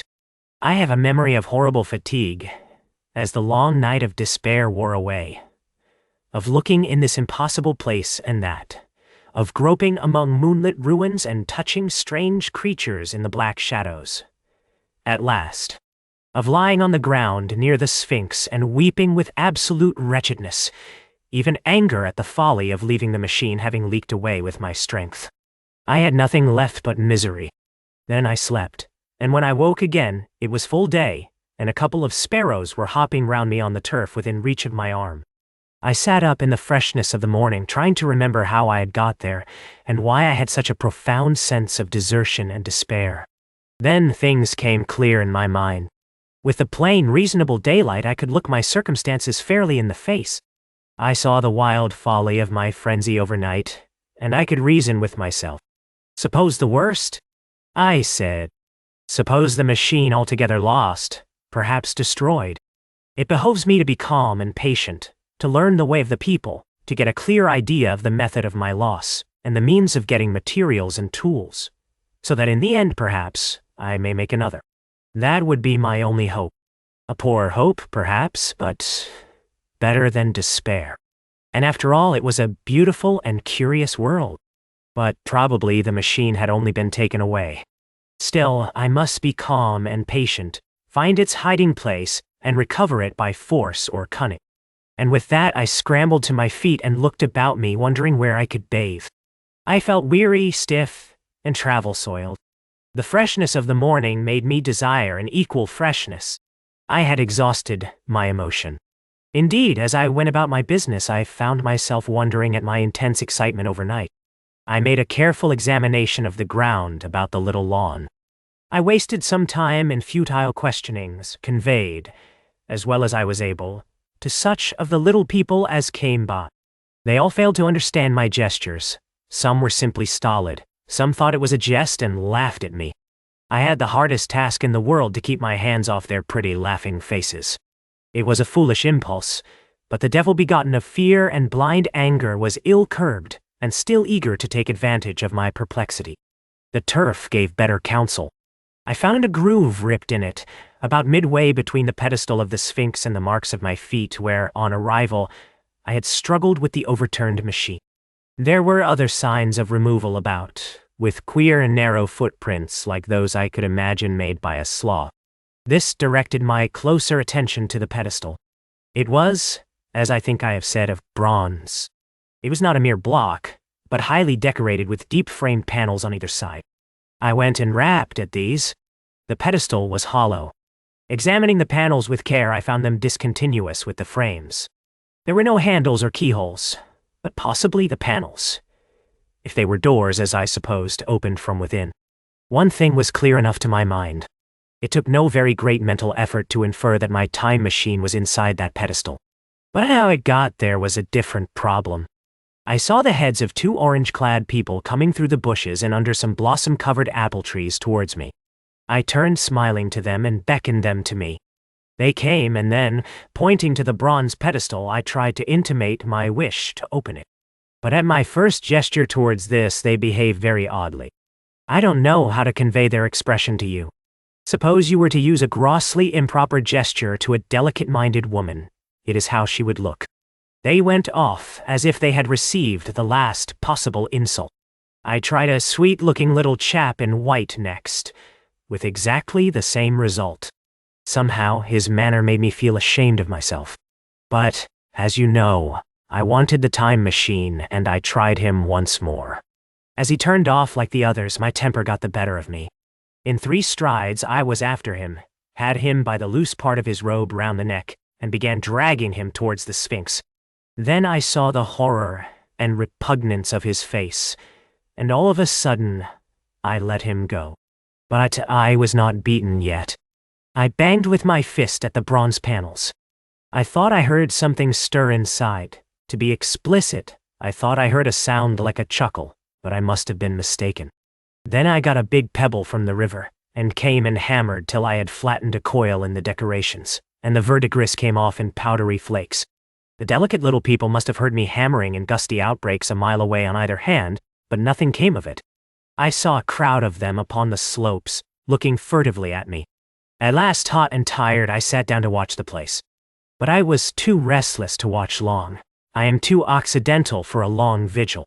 I could work at a problem for years, but to wait inactive for 24 hours, that is another matter. I got up after a time and began walking aimlessly through the bushes towards the hill again. "Patience," said I to myself. "If you want your machine again, you must leave that Sphinx alone. If they mean to take your machine away, it's little good you're wrecking their bronze panels, and if they don't, you will get it back as soon as you can ask for it. To sit among all those unknown things before a puzzle like that is hopeless. That way lies monomania. Face this world. Learn its ways, watch it. Be careful of too hasty guesses at its meaning. In the end, you will find clues to it all." Then suddenly the humor of the situation came into my mind, the thought of the years I had spent in study and toil to get into the future age, and now my passion of anxiety to get out of it. I had made myself the most complicated and the most hopeless trap that ever a man devised. Although it was at my own expense, I could not help myself. I laughed aloud. Going through the big palace, it seemed to me that the little people avoided me. It may have been my fancy, or it may have had something to do with my hammering at the gates of bronze. Yet I felt tolerably sure of the avoidance. I was careful, however, to show no concern and to abstain from any pursuit of them, and in the course of a day or two things got back to the old footing.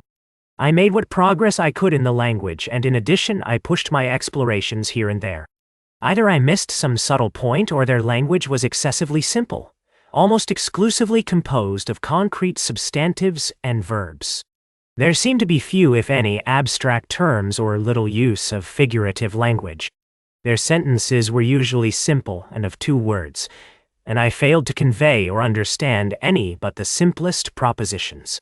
I determined to put the thought of my time machine and the mystery of the bronze doors under the Sphinx, as much as possible, in a corner of memory, until my growing knowledge would lead me back to them in a natural way. Yet a certain feeling, you may understand, tethered me in a circle of a few miles round the point of my arrival. Chapter 8. Explanation. So far as I could see, all the world displayed the same exuberant richness as the Thames Valley. From every hill I climbed, I saw the same abundance of splendid buildings, endlessly varied in material and style, the same clustering thickets of evergreens, the same blossom-laden trees and tree ferns.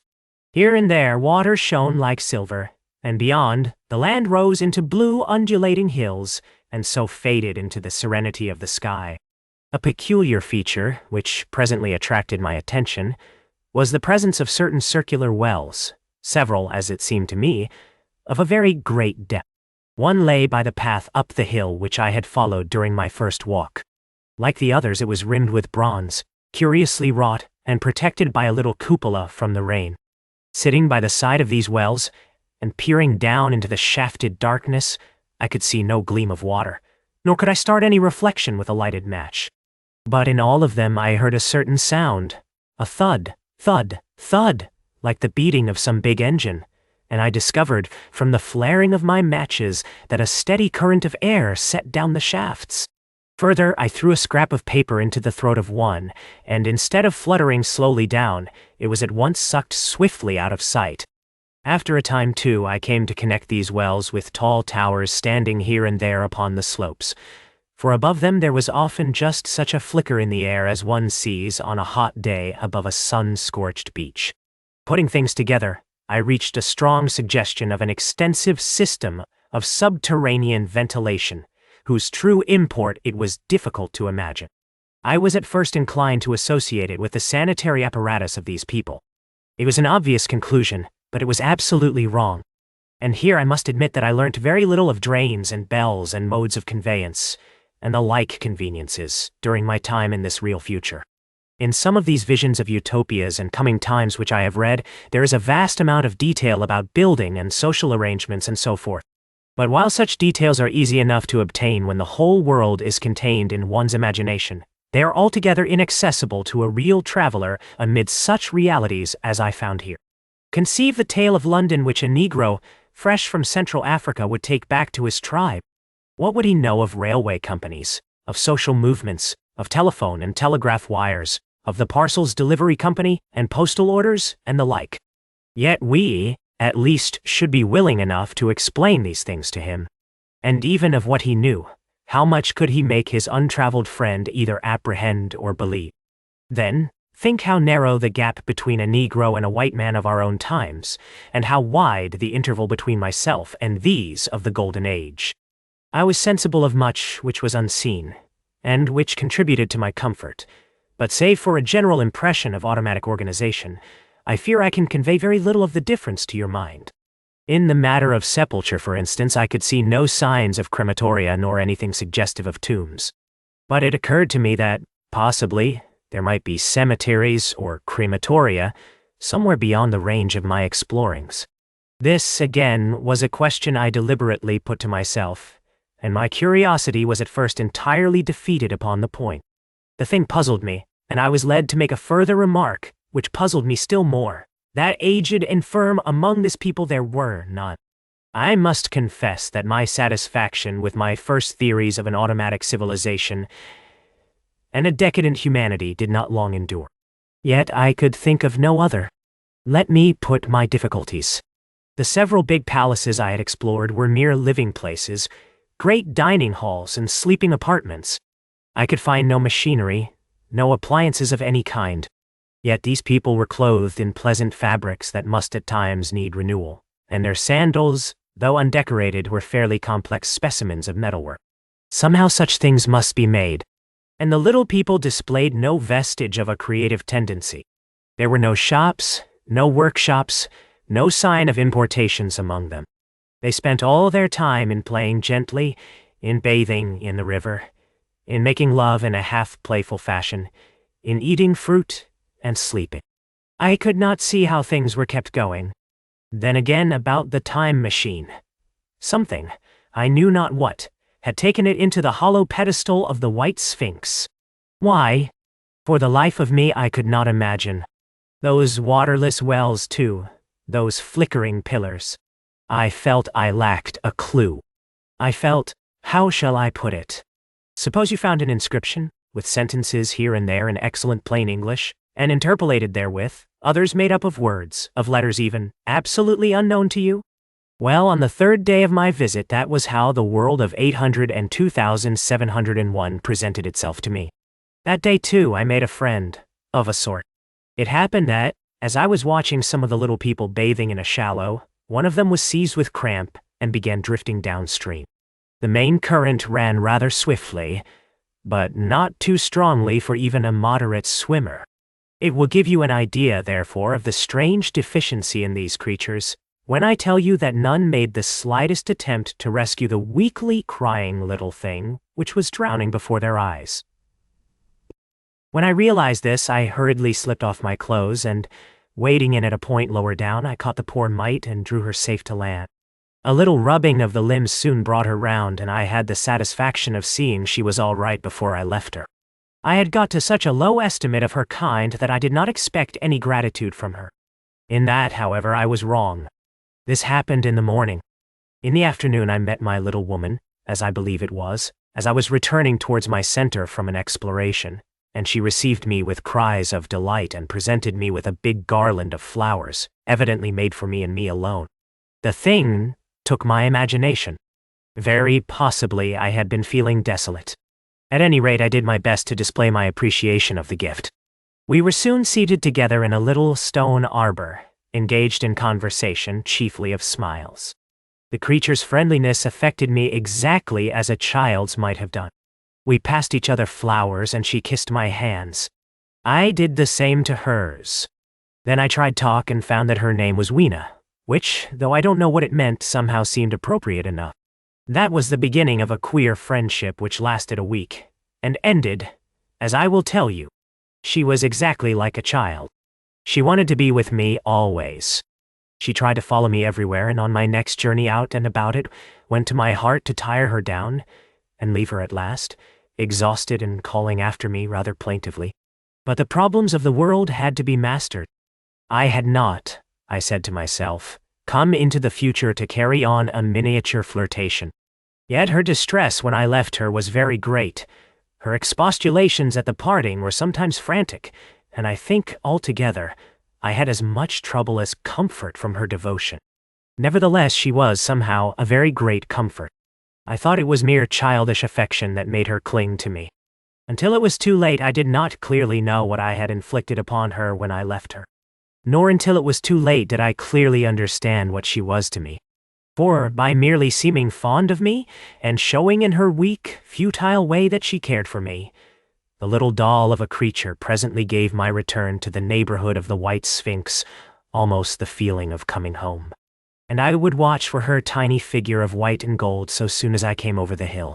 It was from her, too, that I learnt that fear had not yet left the world. She was fearless enough in the daylight, and she had the oddest confidence in me. For once, in a foolish moment, I made threatening grimaces at her, and she simply laughed at them. But she dreaded the dark, dreaded shadows, dreaded black things. Darkness to her was the one thing dreadful. It was a singularly passionate emotion, and it set me thinking and observing. I discovered then, among other things, that these little people gathered into the great houses after dark and slept in droves. To enter upon them without a light was to put them into a tumult of apprehension. I never found one out of doors, or one sleeping alone within doors after dark. Yet I was still such a blockhead that I missed the lesson of that fear, and in spite of Weena's distress, I insisted upon sleeping away from these slumbering multitudes. It troubled her greatly, but in the end her odd affection for me triumphed. And for 5 of the nights of our acquaintance, including the last night of all, she slept with her head pillowed on my arm. But my story slips away from me as I speak of her.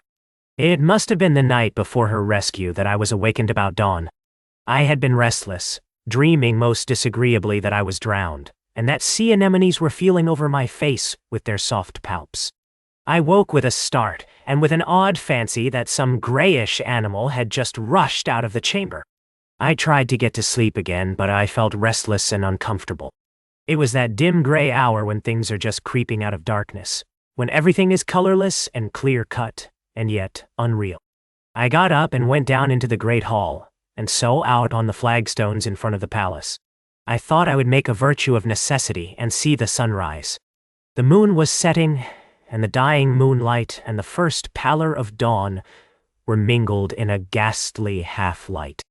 The bushes were inky black, the ground a somber gray, the sky colorless and cheerless. And up the hill I thought I could see ghosts. Several times as I scanned the slope, I saw white figures. Twice I fancied I saw a solitary white, ape-like creature running rather quickly up the hill, and once near the ruins I saw a leash of them carrying some dark body.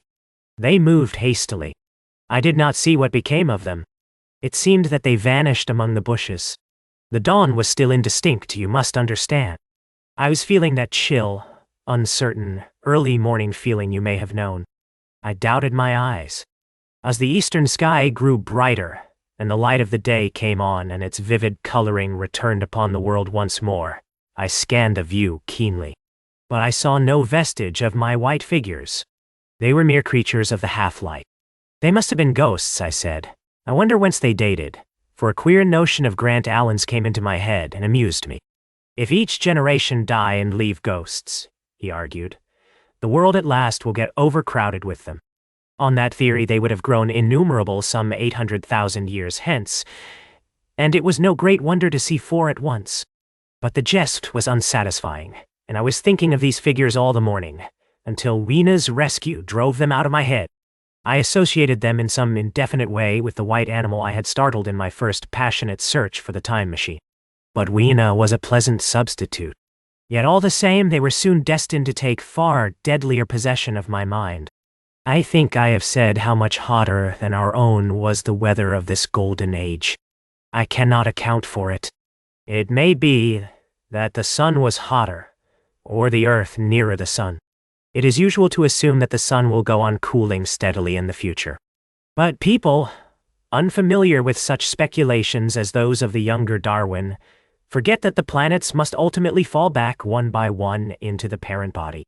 As these catastrophes occur, the sun will blaze with renewed energy, and it may be that some inner planet had suffered this fate. Whatever the reason, the fact remains that the sun was very much hotter than we know it. Well, one very hot morning, my fourth, I think, as I was seeking shelter from the heat and glare in a colossal ruin near the great house where I slept and fed, there happened this strange thing. Clambering among these heaps of masonry, I found a narrow gallery, whose end and side windows were blocked by fallen masses of stone. By contrast with the brilliancy outside, it seemed at first impenetrably dark to me. I entered it groping, for the change from light to blackness made spots of color swim before me. Suddenly I halted, spellbound. A pair of eyes, luminous by reflection against the daylight without, was watching me out of the darkness. The old instinctive dread of wild beasts came upon me. I clenched my hands and steadfastly looked into the glaring eyeballs. I was afraid to turn. Then the thought of the absolute security in which humanity appeared to be living came to my mind. And then I remembered that strange terror of the dark. Overcoming my fear to some extent, I advanced a step and spoke. I will admit that my voice was harsh and ill-controlled. I put out my hand and touched something soft. At once the eyes darted sideways, and something white ran past me. I turned with my heart in my mouth, and saw a queer little ape-like figure, its head held down in a peculiar manner, running across the sunlit space behind me. It blundered against a block of granite, staggered aside, and in a moment was hidden in a black shadow beneath another pile of ruined masonry. My impression of it is, of course, imperfect, but I know it was a dull white, and had strange, large, grayish-red eyes. Also that there was flaxen hair on its head and down its back. But, as I say, it went too fast for me to see distinctly. I cannot even say whether it ran on all fours or only with its forearms held very low. After an instant's pause, I followed it into the second heap of ruins.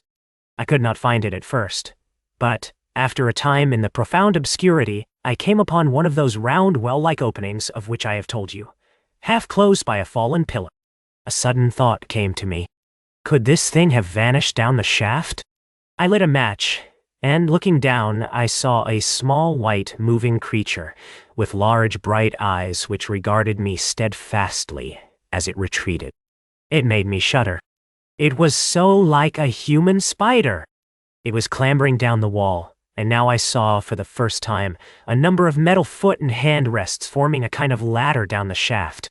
Then the light burned my fingers and fell out of my hand, going out as it dropped, and when I had lit another, the little monster had disappeared. I do not know how long I sat peering down that well.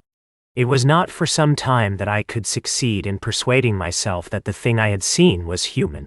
But, gradually, the truth dawned on me. That man had not remained one species, but had differentiated into two distinct animals. That my graceful children of the upper world were not the sole descendants of our generation, but that this bleached, obscene nocturnal thing, which had flashed before me, was also heir to all the ages. I thought of the flickering pillars and of my theory of an underground ventilation. I began to suspect their true import. And what, I wondered, was this lemur doing in my scheme of a perfectly balanced organization? How was it related to the indolent serenity of the beautiful overworlders? And what was hidden down there, at the foot of that shaft? I sat upon the edge of the well, telling myself that, at any rate, there was nothing to fear, and that there I must descend for the solution of my difficulties. And withal, I was absolutely afraid to go. As I hesitated, two of the beautiful upper-world people came running in their amorous sport across the daylight in the shadow. The male pursued the female, flinging flowers at her as he ran. They seemed distressed to find me, my arm against the overturned pillar, peering down the well. Apparently it was considered bad form to remark these apertures, for when I pointed to this one and tried to frame a question about it in their tongue, they were still more visibly distressed and turned away. But they were interested by my matches, and I struck some to amuse them. I tried them again about the well, and again I failed. So presently I left them, meaning to go back to Weena and see what I could get from her. But my mind was already in revolution. My guesses and impressions were slipping and sliding to a new adjustment. I had now a clue to the import of these wells, to the ventilating towers, to the mystery of the ghosts, to say nothing of a hint at the meaning of the bronze gates and the fate of the time machine. And very vaguely there came a suggestion towards the solution of the economic problem that had puzzled me. Here was the new view. Plainly, this second species of man was subterranean. There were 3 circumstances in particular which made me think that its rare emergence above ground was the outcome of a long-continued underground habit. In the first place, there was the bleached look common in most animals that live largely in the dark. The white fish of the Kentucky caves, for instance. Then those large eyes with that capacity for reflecting light are common features of nocturnal things, witness the owl and the cat. And last of all, that evident confusion in the sunshine, that hasty yet fumbling awkward flight towards dark shadow, and that peculiar carriage of the head, while in the light, all reinforced the theory of an extreme sensitiveness of the retina. Beneath my feet, then, the earth must be tunneled enormously, and these tunnelings were the habitat of the new race. The presence of ventilating shafts and wells along the hill slopes, everywhere in fact except along the river valley, showed how universal were its ramifications. What so natural, then, as to assume that it was in this artificial underworld that such work as was necessary to the comfort of the daylight race was done? The notion was so plausible that I at once accepted it, and went on to assume the how of this splitting of the human species.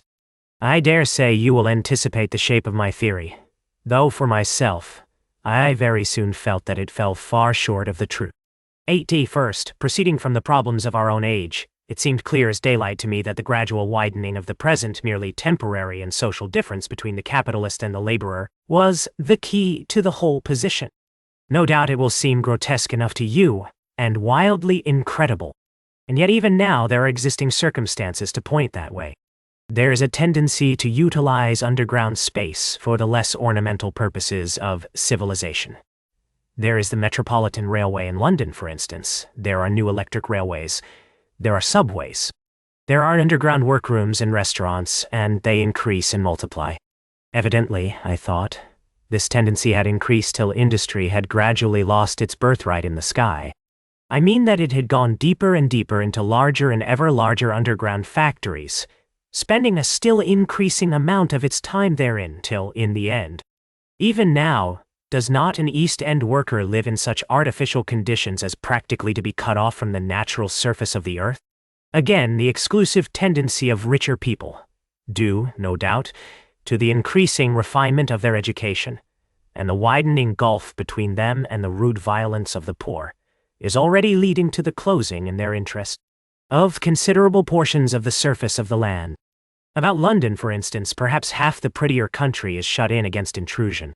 And this same widening gulf, which is due to the length and expense of the higher educational process, and the increased facilities for and temptations towards refined habits on the part of the rich, will make that exchange between class and class, that promotion by intermarriage which at present retards the splitting of our species along lines of social stratification, less and less frequent.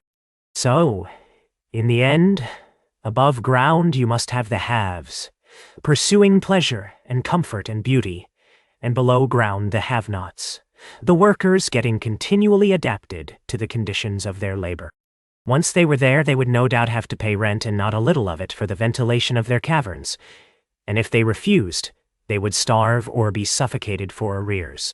Such of them as were so constituted as to be miserable and rebellious would die, and in the end, the balance being permanent, the survivors would become as well adapted to the conditions of underground life, and as happy in their way, as the overworld people were to theirs. As it seemed to me, the refined beauty and the etiolated pallor followed naturally enough. The great triumph of humanity I had dreamed of took a different shape in my mind. It had been no such triumph of moral education and general cooperation as I had imagined. Instead, I saw a real aristocracy, armed with a perfected science and working to a logical conclusion the industrial system of today. Its triumph had not been simply a triumph over nature, but a triumph over nature and the fellow man. This, I must warn you, was my theory at the time. I had no convenient cicerone in the pattern of the utopian books. My explanation may be absolutely wrong. I still think it is the most plausible one. But even on this supposition, the balanced civilization that was at last attained must have long since passed its zenith, and was now far fallen into decay. The too perfect security of the overworlders had led them to a slow movement of degeneration, to a general dwindling in size, strength, and intelligence. That I could see clearly enough already. What had happened to the undergrounders I did not yet suspect, but from what I had seen of the Morlocks, that, by the by, was the name by which these creatures were called, I could imagine that the modification of the human type was even far more profound than among the Eloi, the beautiful race that I already knew. Then came troublesome doubts. Why had the Morlocks taken my time machine? For I felt sure it was they who had taken it. Why, too, if the Eloi were masters, could they not restore the machine to me? And why were they so terribly afraid of the dark? I proceeded, as I have said, to question Weena about this underworld, but here again I was disappointed. At first she would not understand my questions, and presently she refused to answer them.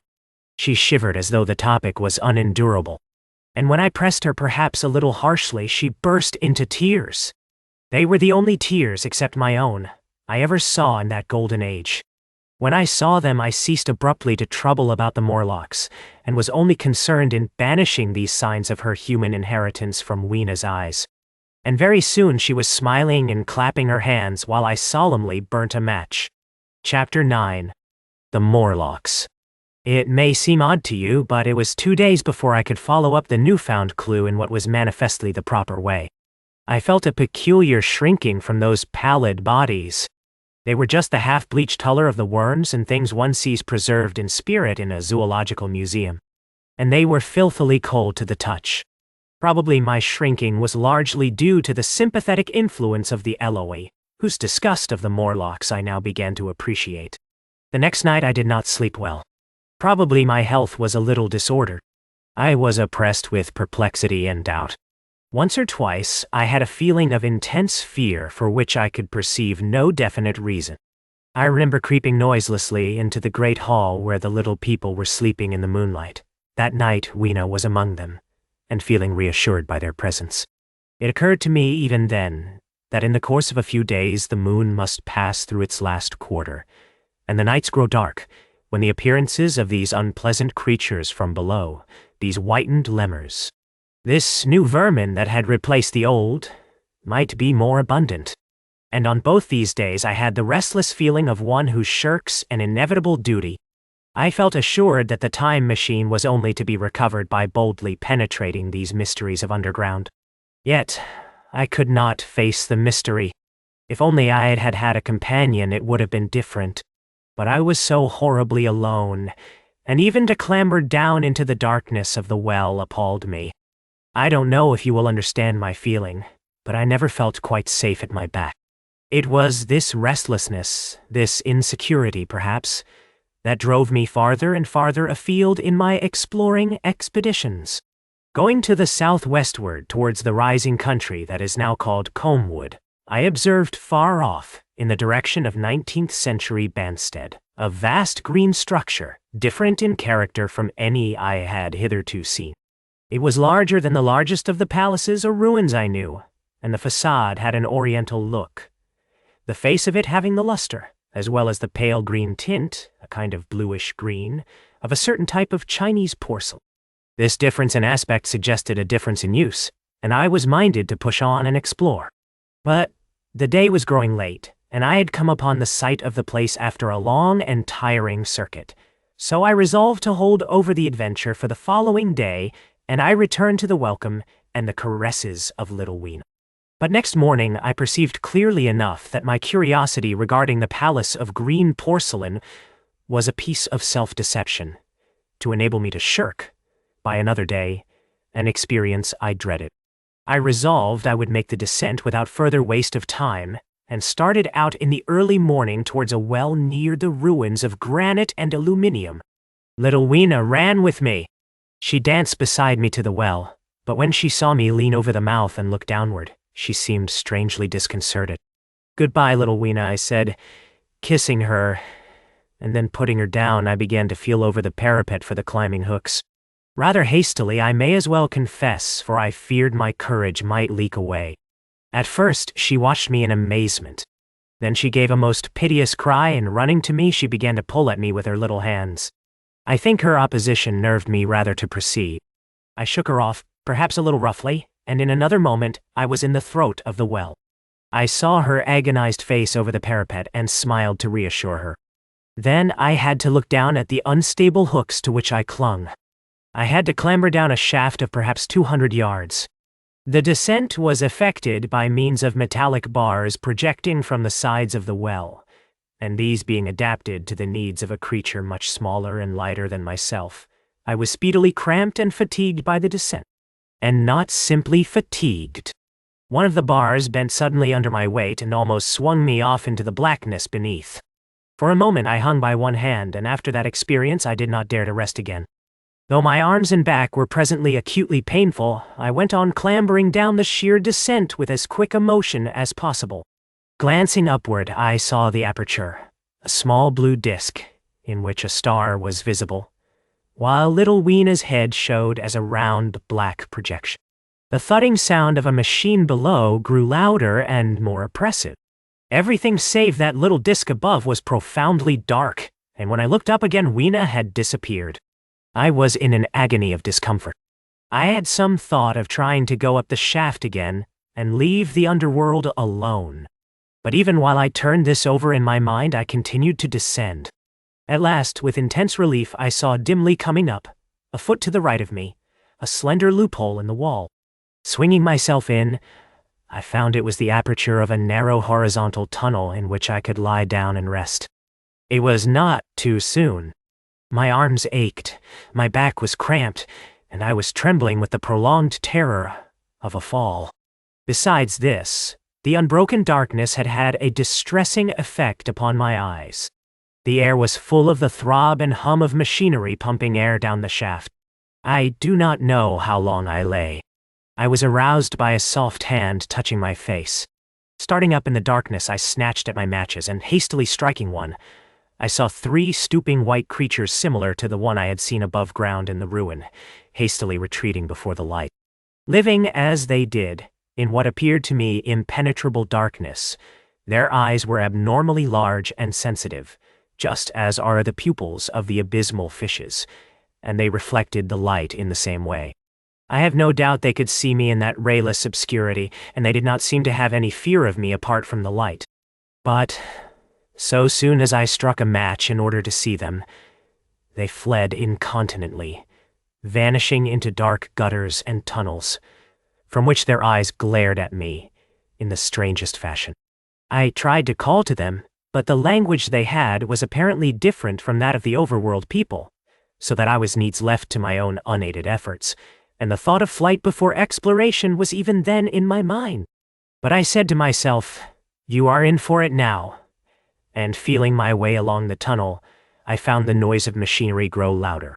Presently the walls fell away from me, and I came to a large open space, and striking another match, saw that I had entered a vast arched cavern, which stretched into utter darkness beyond the range of my light. The view I had of it was as much as one could see in the burning of a match. Necessarily, my memory is vague. Great shapes like big machines rose out of the dimness, and cast grotesque black shadows, in which dim spectral Morlocks sheltered from the glare. The place, by the by, was very stuffy and oppressive, and the faint halitus of freshly shed blood was in the air. Some way down the central vista was a little table of white metal, laid with what seemed a meal. The Morlocks, at any rate, were carnivorous. Even at the time, I remember wondering what large animal could have survived to furnish the red joint I saw. It was all very indistinct. The heavy smell, the big unmeaning shapes, the obscene figures lurking in the shadows, and only waiting for the darkness to come at me again. Then the match burnt down and stung my fingers and fell, a wriggling red spot in the blackness. I have thought since how particularly ill-equipped I was for such an experience. When I had started with the time machine, I had started with the absurd assumption that the men of the future would certainly be infinitely ahead of ourselves in all their appliances. I had come without arms, without medicine, without anything to smoke. At times I missed tobacco frightfully. Even without enough matches. If only I had thought of a Kodak, I could have flashed that glimpse of the underworld in a second and examined it at leisure.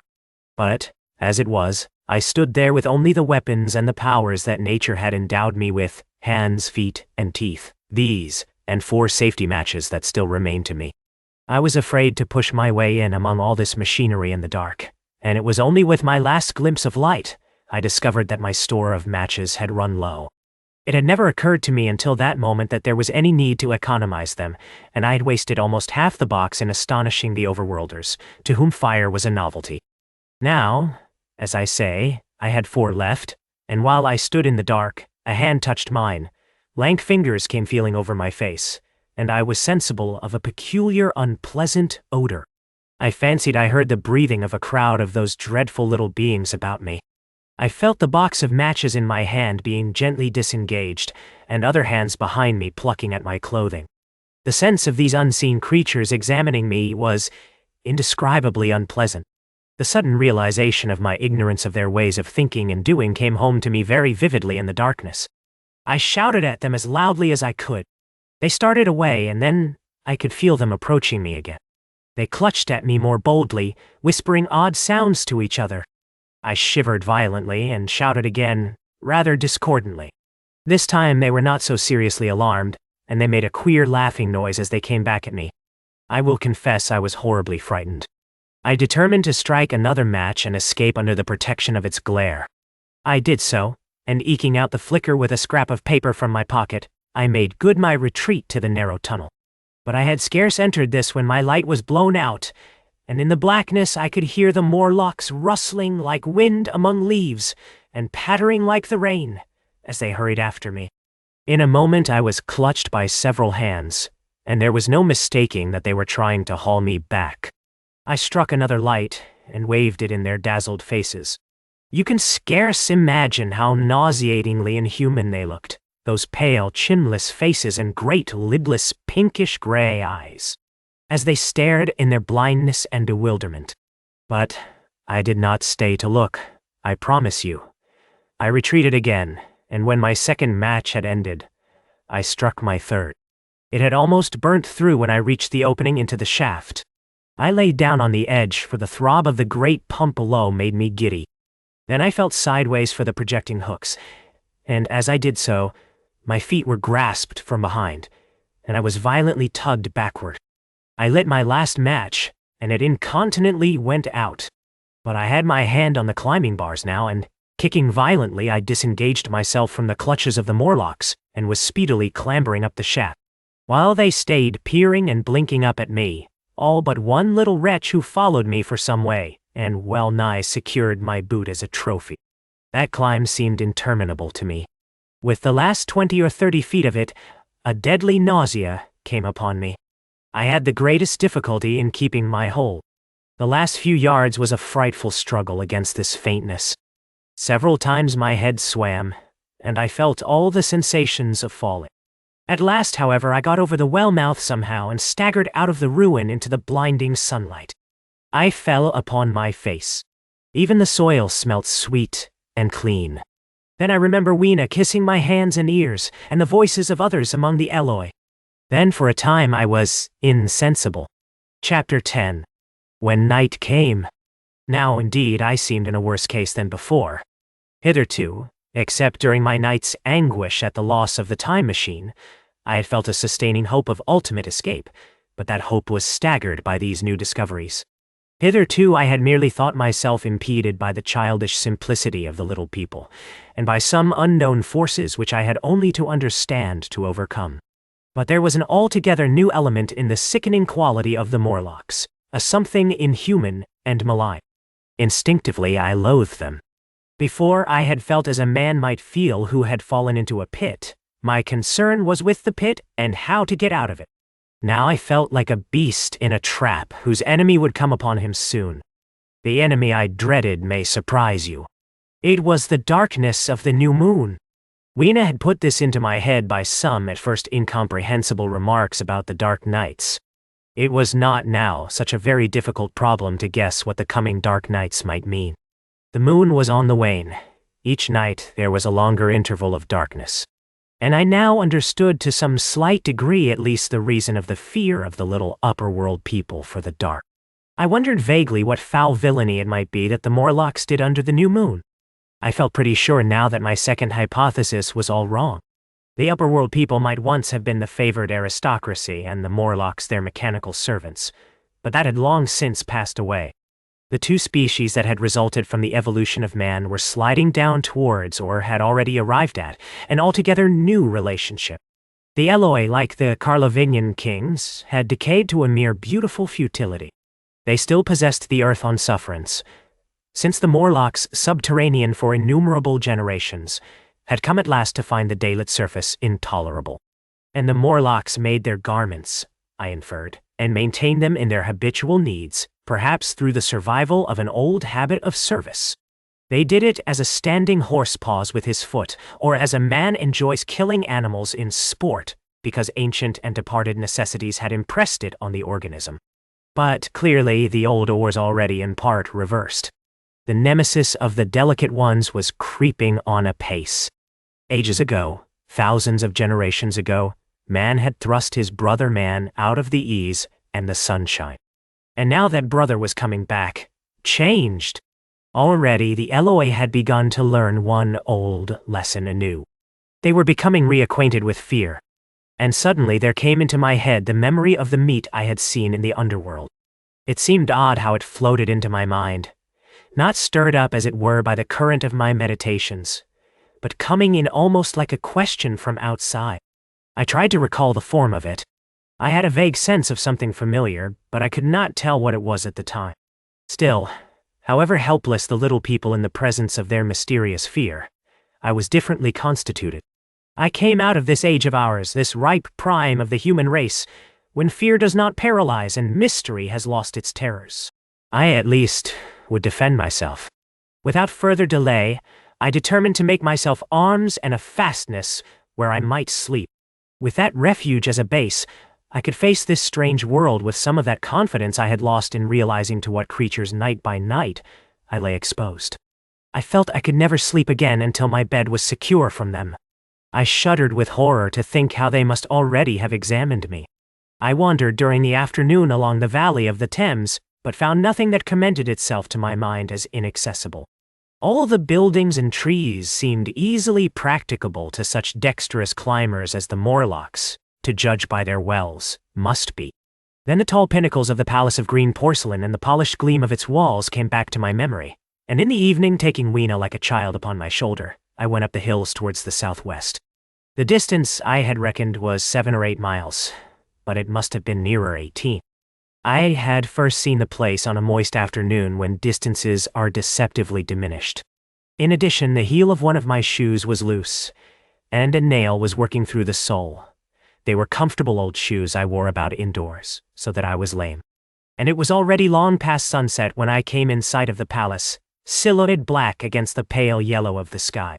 Weena had been hugely delighted when I began to carry her, but after a while, she desired me to let her down, and ran along by the side of me, occasionally darting off on either hand to pick flowers to stick in my pocket. My pockets had always puzzled Weena, but at the last she had concluded that they were an eccentric kind of vases for floral decoration. At least she utilized them for that purpose. And that reminds me! In changing my jacket, I found... The time traveler paused, put his hand into his pocket, and silently placed 2 withered flowers, not unlike very large white mallows, upon the little table. Then he resumed his narrative. Us, the hush of evening crept over the world, and we proceeded over the hill crest towards Wimbledon. Weena grew tired and wanted to return to the house of grey stone, but I pointed out the distant pinnacles of the Palace of Green Porcelain to her, and contrived to make her understand that we were seeking a refuge there from her fear. You know that great pause that comes upon things before the dusk? Even the breeze stops in the trees. To me, there is always an air of expectation about that evening stillness. The sky was clear, remote, and empty save for a few horizontal bars far down in the sunset. Well, that night, the expectation took the color of my fears. In that darkling calm, my senses seemed preternaturally sharpened. I fancied I could even feel the hollowness of the ground beneath my feet.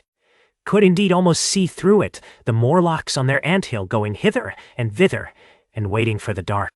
In my excitement, I fancied that they would receive my invasion of their burrows as a declaration of war. And why had they taken my time machine? So we went on to quiet, and the twilight deepened into night. The clear blue of the distance faded, and one star after another came out. The ground grew dim and the trees black. Weena's fears and her fatigue grew upon her. I took her in my arms and talked to her and caressed her. Then, as the darkness grew deeper, she put her arms round my neck, and closing her eyes, tightly pressed her face against my shoulder. So we went down a long slope into a valley, and there in the dimness I almost walked into a little river. This I waded, and went up the opposite side of the valley, past a number of sleeping houses, and by a statue, a faun, or some such figure, minus the head. Here, too, were acacias. So far I had seen nothing of the Morlocks, but it was yet early in the night, and the darker hours before the old moon rose were still to come. From the brow of the next hill I saw a thick wood spreading wide and black before me. I hesitated at this. I could see no end to it either to the right or the left. Feeling tired, my feet in particular were very sore. I carefully lowered Weena from my shoulder as I halted, and sat down upon the turf. I could no longer see the palace of green porcelain, and I was in doubt of my direction. I looked into the thickness of the wood and thought of what it might hide. Under that dense tangle of branches one would be out of sight of the stars. Even were there no other lurking danger, a danger I did not care to let my imagination loose upon, there would still be all the roots to stumble over and the tree boles to strike against. I was very tired too after the excitements of the day, so I decided that I would not face it, but would pass the night upon the open hill. Weena, I was glad to find, was fast asleep. I carefully wrapped her in my jacket and sat down beside her to wait for the moonrise. The hillside was quiet and deserted, but from the black of the wood there came now and then a stir of living things. Above me shone the stars, for the night was very clear. I felt a certain sense of friendly comfort in their twinkling. All the old constellations had gone from the sky, however. That slow movement, which is imperceptible in 100 human lifetimes, had long since rearranged them in unfamiliar groupings. But the Milky Way, it seemed to me, was still the same tattered streamer of stardust as of yore. Southward, as I judged it, was a very bright red star that was new to me. It was even more splendid than our own green Sirius. And amid all these scintillating points of light, one bright planet shone kindly and steadily like the face of an old friend. Looking at these stars suddenly dwarfed my own troubles and all the gravities of terrestrial life. I thought of their unfathomable distance, and the slow, inevitable drift of their movements out of the unknown past into the unknown future. I thought of the great precessional cycle that the pole of the Earth describes.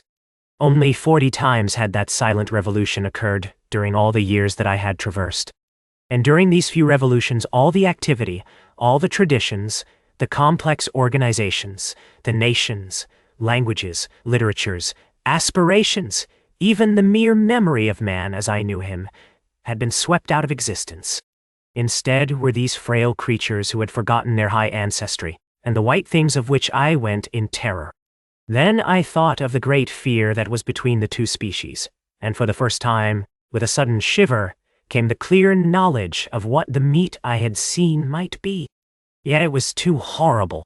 I looked at little Weena sleeping beside me, her face white and star-like under the stars, and forthwith dismissed the thought.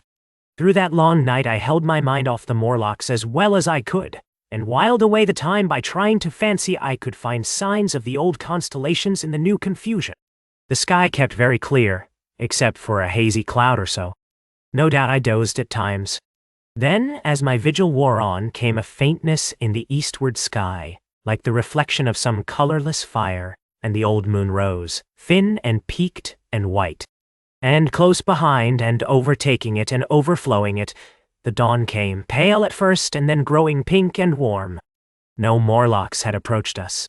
Indeed, I had seen none upon the hill that night. And in the confidence of renewed day, it almost seemed to me that my fear had been unreasonable. I stood up and found my foot with the loose heel swollen at the ankle and painful under the heel. So I sat down again, took off my shoes, and flung them away. I awakened Weena, and we went down into the wood, now green and pleasant instead of black and forbidding. We found some fruit wherewith to break our fast. We soon met others of the dainty ones, laughing and dancing in the sunlight as though there was no such thing in nature as the night. And then I thought once more of the meat that I had seen. I felt assured now of what it was, and from the bottom of my heart I pitied this last feeble rill from the great flood of humanity. Clearly, at some time in the long ago of human decay, the Morlocks' food had run short. Possibly they had lived on rats and such like vermin. Even now, man is far less discriminating and exclusive in his food than he was, far less than any monkey. His prejudice against human flesh is no deep-seated instinct. And so these inhuman sons of men. I tried to look at the thing in a scientific spirit. After all, they were less human and more remote than our cannibal ancestors of 3,000 or 4,000 years ago. And the intelligence that would have made this state of things a torment had gone. Why should I trouble myself? These Eloi were mere fatted cattle, which the ant-like Morlocks preserved and preyed upon, probably saw to the breeding of. And there was Weena dancing at my side. Then I tried to preserve myself from the horror that was coming upon me, by regarding it as a rigorous punishment of human selfishness. Man had been content to live in ease and delight upon the labors of his fellow man, had taken necessity as his watchword and excuse, and in the fullness of time, necessity had come home to him. I even tried a Carlyle-like scorn of this wretched aristocracy in decay. But this attitude of mind was impossible. However great their intellectual degradation, the Eloi had kept too much of the human form not to claim my sympathy, and to make me perforce a sharer in their degradation and their fear. I had at that time very vague ideas as to the course I should pursue. My first was to secure some safe place of refuge, and to make myself such arms of metal or stone as I could contrive. That necessity was immediate. In the next place, I hoped to procure some means of fire, so that I should have the weapon of a torch at hand, for nothing, I knew, would be more efficient against these Morlocks. Then I wanted to arrange some contrivance to break open the doors of bronze under the White Sphinx. I had in mind a battering ram. I had a persuasion that if I could enter those doors and carry a blaze of light before me, I should discover the time machine and escape. I could not imagine the Morlocks were strong enough to move it far away.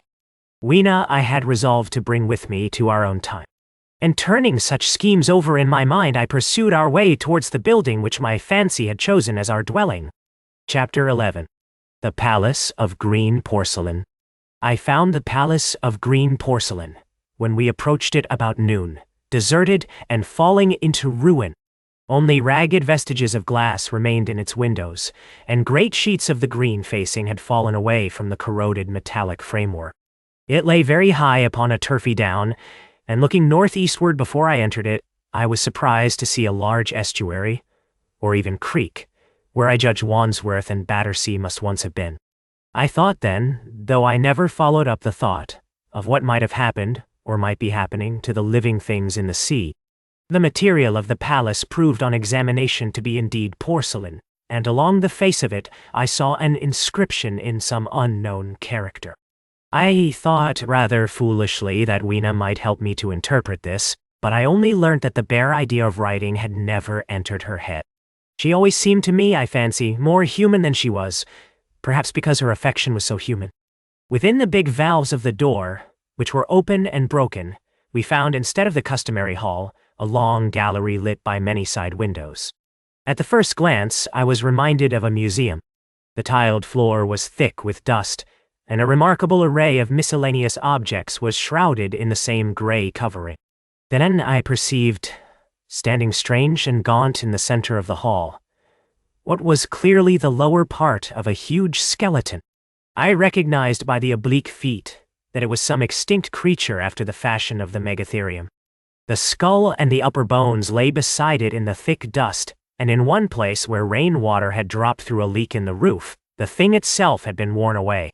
Further in the gallery was the huge skeleton barrel of a brontosaurus. My museum hypothesis was confirmed. Going towards the side, I found what appeared to be sloping shelves, and clearing away the thick dust, I found the old familiar glass cases of our own time. But they must have been airtight to judge from the fair preservation of some of their contents. Clearly, we stood among the ruins of some latter-day South Kensington.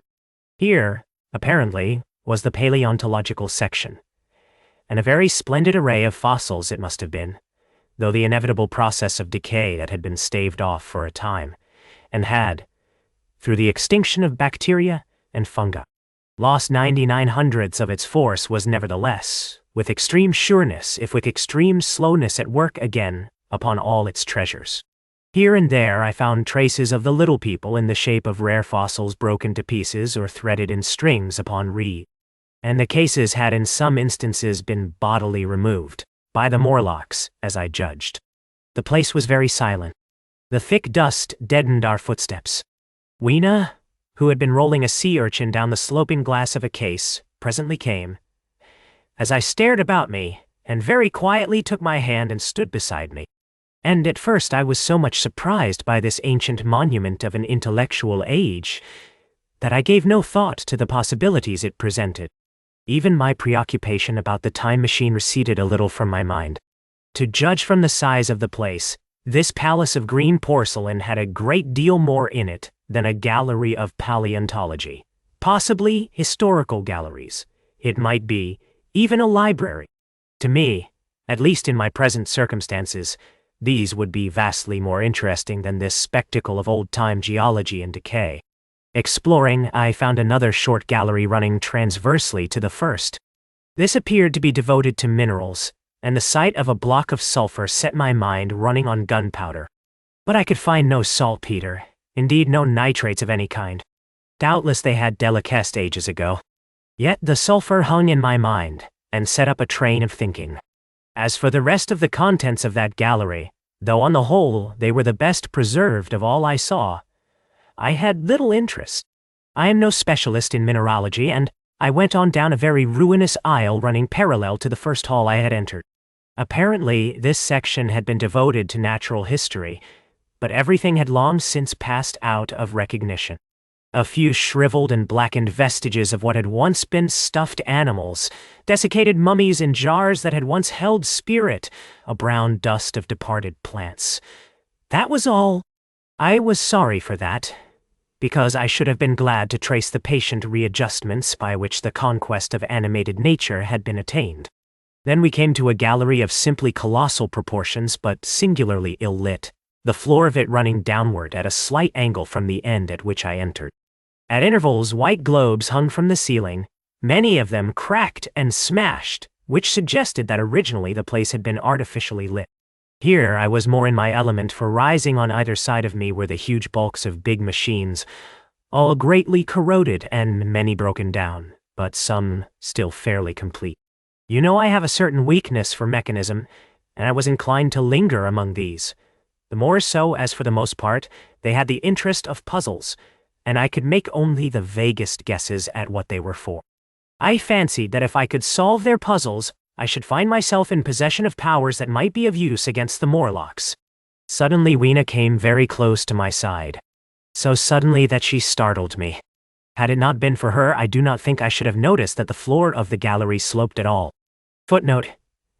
It may be, of course, that the floor did not slope, but that the museum was built into the side of a hill.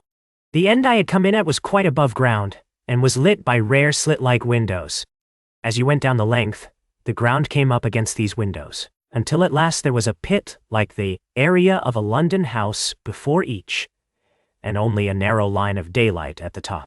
I went slowly along, puzzling about the machines, and had been too intent upon them to notice the gradual diminution of the light, until Weena's increasing apprehensions drew my attention. Then I saw that the gallery ran down at last into a thick darkness. I hesitated, and then, as I looked round me, I saw that the dust was less abundant and its surface less even. Further away towards the dimness, it appeared to be broken by a number of small, narrow footprints. My sense of the immediate presence of the Morlocks revived at that. I felt that I was wasting my time in the academic examination of machinery. I called to mind that it was already far advanced in the afternoon and that I had still no weapon, no refuge, and no means of making a fire. And then down in the remote blackness of the gallery I heard a peculiar pattering, and the same odd noises I had heard down the well. I took Weena's hand. Then, struck with a sudden idea, I left her and turned to a machine from which projected a lever not unlike those in a signal box. Clambering upon the stand and grasping this lever in my hands, I put all my weight upon it sideways. Suddenly Weena, deserted in the central aisle, began to whimper. I had judged the strength of the lever pretty correctly, for it snapped after a minute's strain, and I rejoined her with a mace in my hand, more than sufficient, I judged, for any Morlock skull I might encounter. And I longed very much to kill a Morlock or so. Very inhuman, you may think, to want to go killing one's own descendants. But it was impossible, somehow, to feel any humanity in the things. Only my disinclination to leave Weena, and a persuasion that if I began to slake my thirst for murder my time machine might suffer, restrained me from going straight down the gallery and killing the brutes I heard. Well, mace in one hand and Weena in the other, I went out of that gallery and into another, and still larger one, which at the first glance reminded me of a military chapel hung with tattered flags. The brown and charred rags that hung from the sides of it, I presently recognized as the decaying vestiges of books. They had long since dropped to pieces, and every semblance of print had left them. But here and there were warped boards and cracked metallic clasps that told the tale well enough. Had I been a literary man, I might perhaps have moralized upon the futility of all ambition. But as it was, the thing that struck me with keenest force was the enormous waste of labor to which this somber wilderness of rotting paper testified. At the time, I will confess that I thought chiefly of the philosophical transactions, and my own 17 papers upon physical optics. Then, going up a broad staircase, we came to what may once have been a gallery of technical chemistry. And here I had not a little hope of useful discoveries. Except at one end where the roof had collapsed, this gallery was well preserved. I went eagerly to every unbroken case. And at last, in one of the really airtight cases, I found a box of matches. Very eagerly I tried them. They were perfectly good. They were not even damp. I turned to Weena. "Dance," I cried to her in her own tongue. For now I had a weapon indeed against the horrible creatures we feared. And so, in that derelict museum, upon the thick, soft carpeting of dust, to Weena's huge delight, I solemnly performed a kind of composite dance, whistling the Land of the Leal as cheerfully as I could. In part it was a modest can-can, in part a step dance, in part a skirt dance, so far as my tailcoat permitted, and in part original. For I am naturally inventive, as you know. Now I still think that for this box of matches to have escaped the wear of time for immemorial years was a most strange. As for me, it was a most fortunate thing. Yet, oddly enough, I found a far unlikelier substance, and that was camphor. I found it in a sealed jar, that by chance, I suppose, had been really hermetically sealed. I fancied at first that it was paraffin wax, and smashed the glass accordingly. But the odor of camphor was unmistakable. In the universal decay, this volatile substance had chanced to survive, perhaps through many thousands of centuries.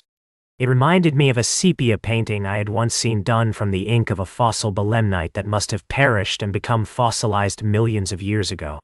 I was about to throw it away, but I remembered that it was inflammable and burnt with a good bright flame, was, in fact, an excellent candle, and I put it in my pocket. I found no explosives, however, nor any means of breaking down the bronze doors. As yet, my iron crowbar was the most helpful thing I had chanced upon. Nevertheless, I left that gallery greatly elated. I cannot tell you all the story of that long afternoon. It would require a great effort of memory to recall my explorations in at all the proper order. I remember a long gallery of rusting stands of arms, and how I hesitated between my crowbar and a hatchet or a sword.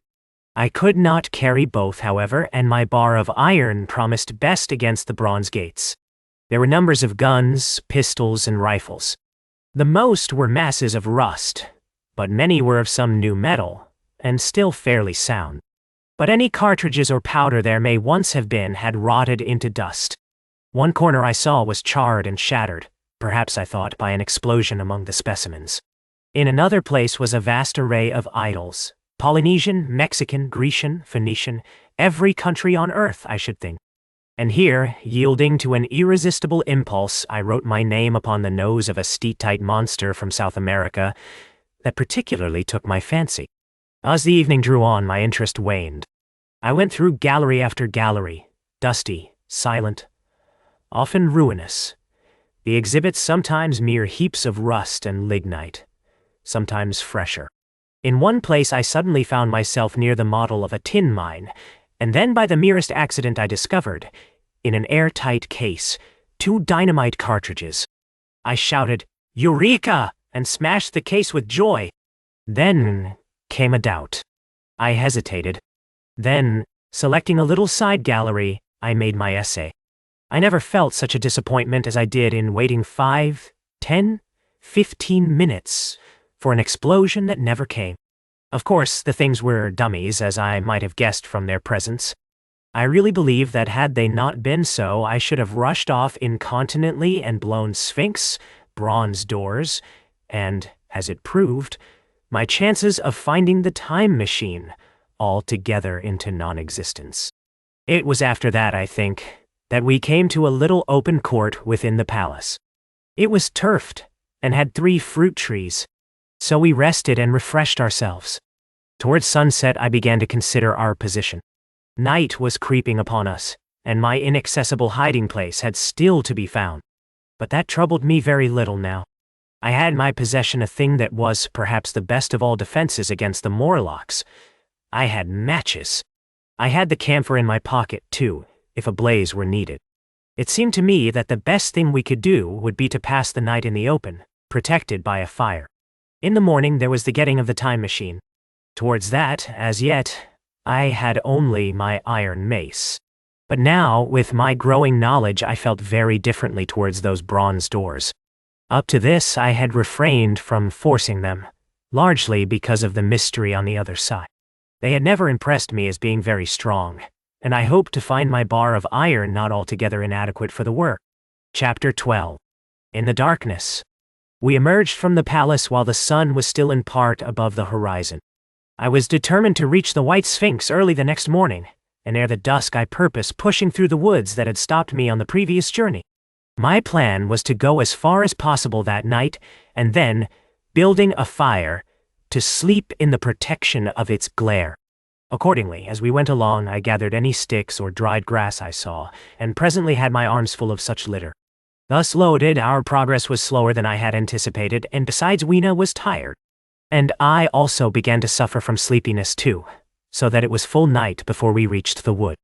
Upon the shrubby hill of its edge Weena would have stopped, fearing the darkness before us.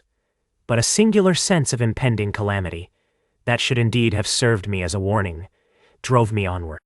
I had been without sleep for a night and 2 days, and I was feverish and irritable. I felt sleep coming upon me, and the Morlocks with it. While we hesitated among the black bushes behind us and dim against their blackness, I saw 3 crouching figures. There was scrub and long grass all about us, and I did not feel safe from their insidious approach. The forest, I calculated, was rather less than a mile across. If we could get through it to the bare hillside there, as it seemed to me, was an altogether safer resting place. I thought that with my matches and my camphor I could contrive to keep my path illuminated through the woods.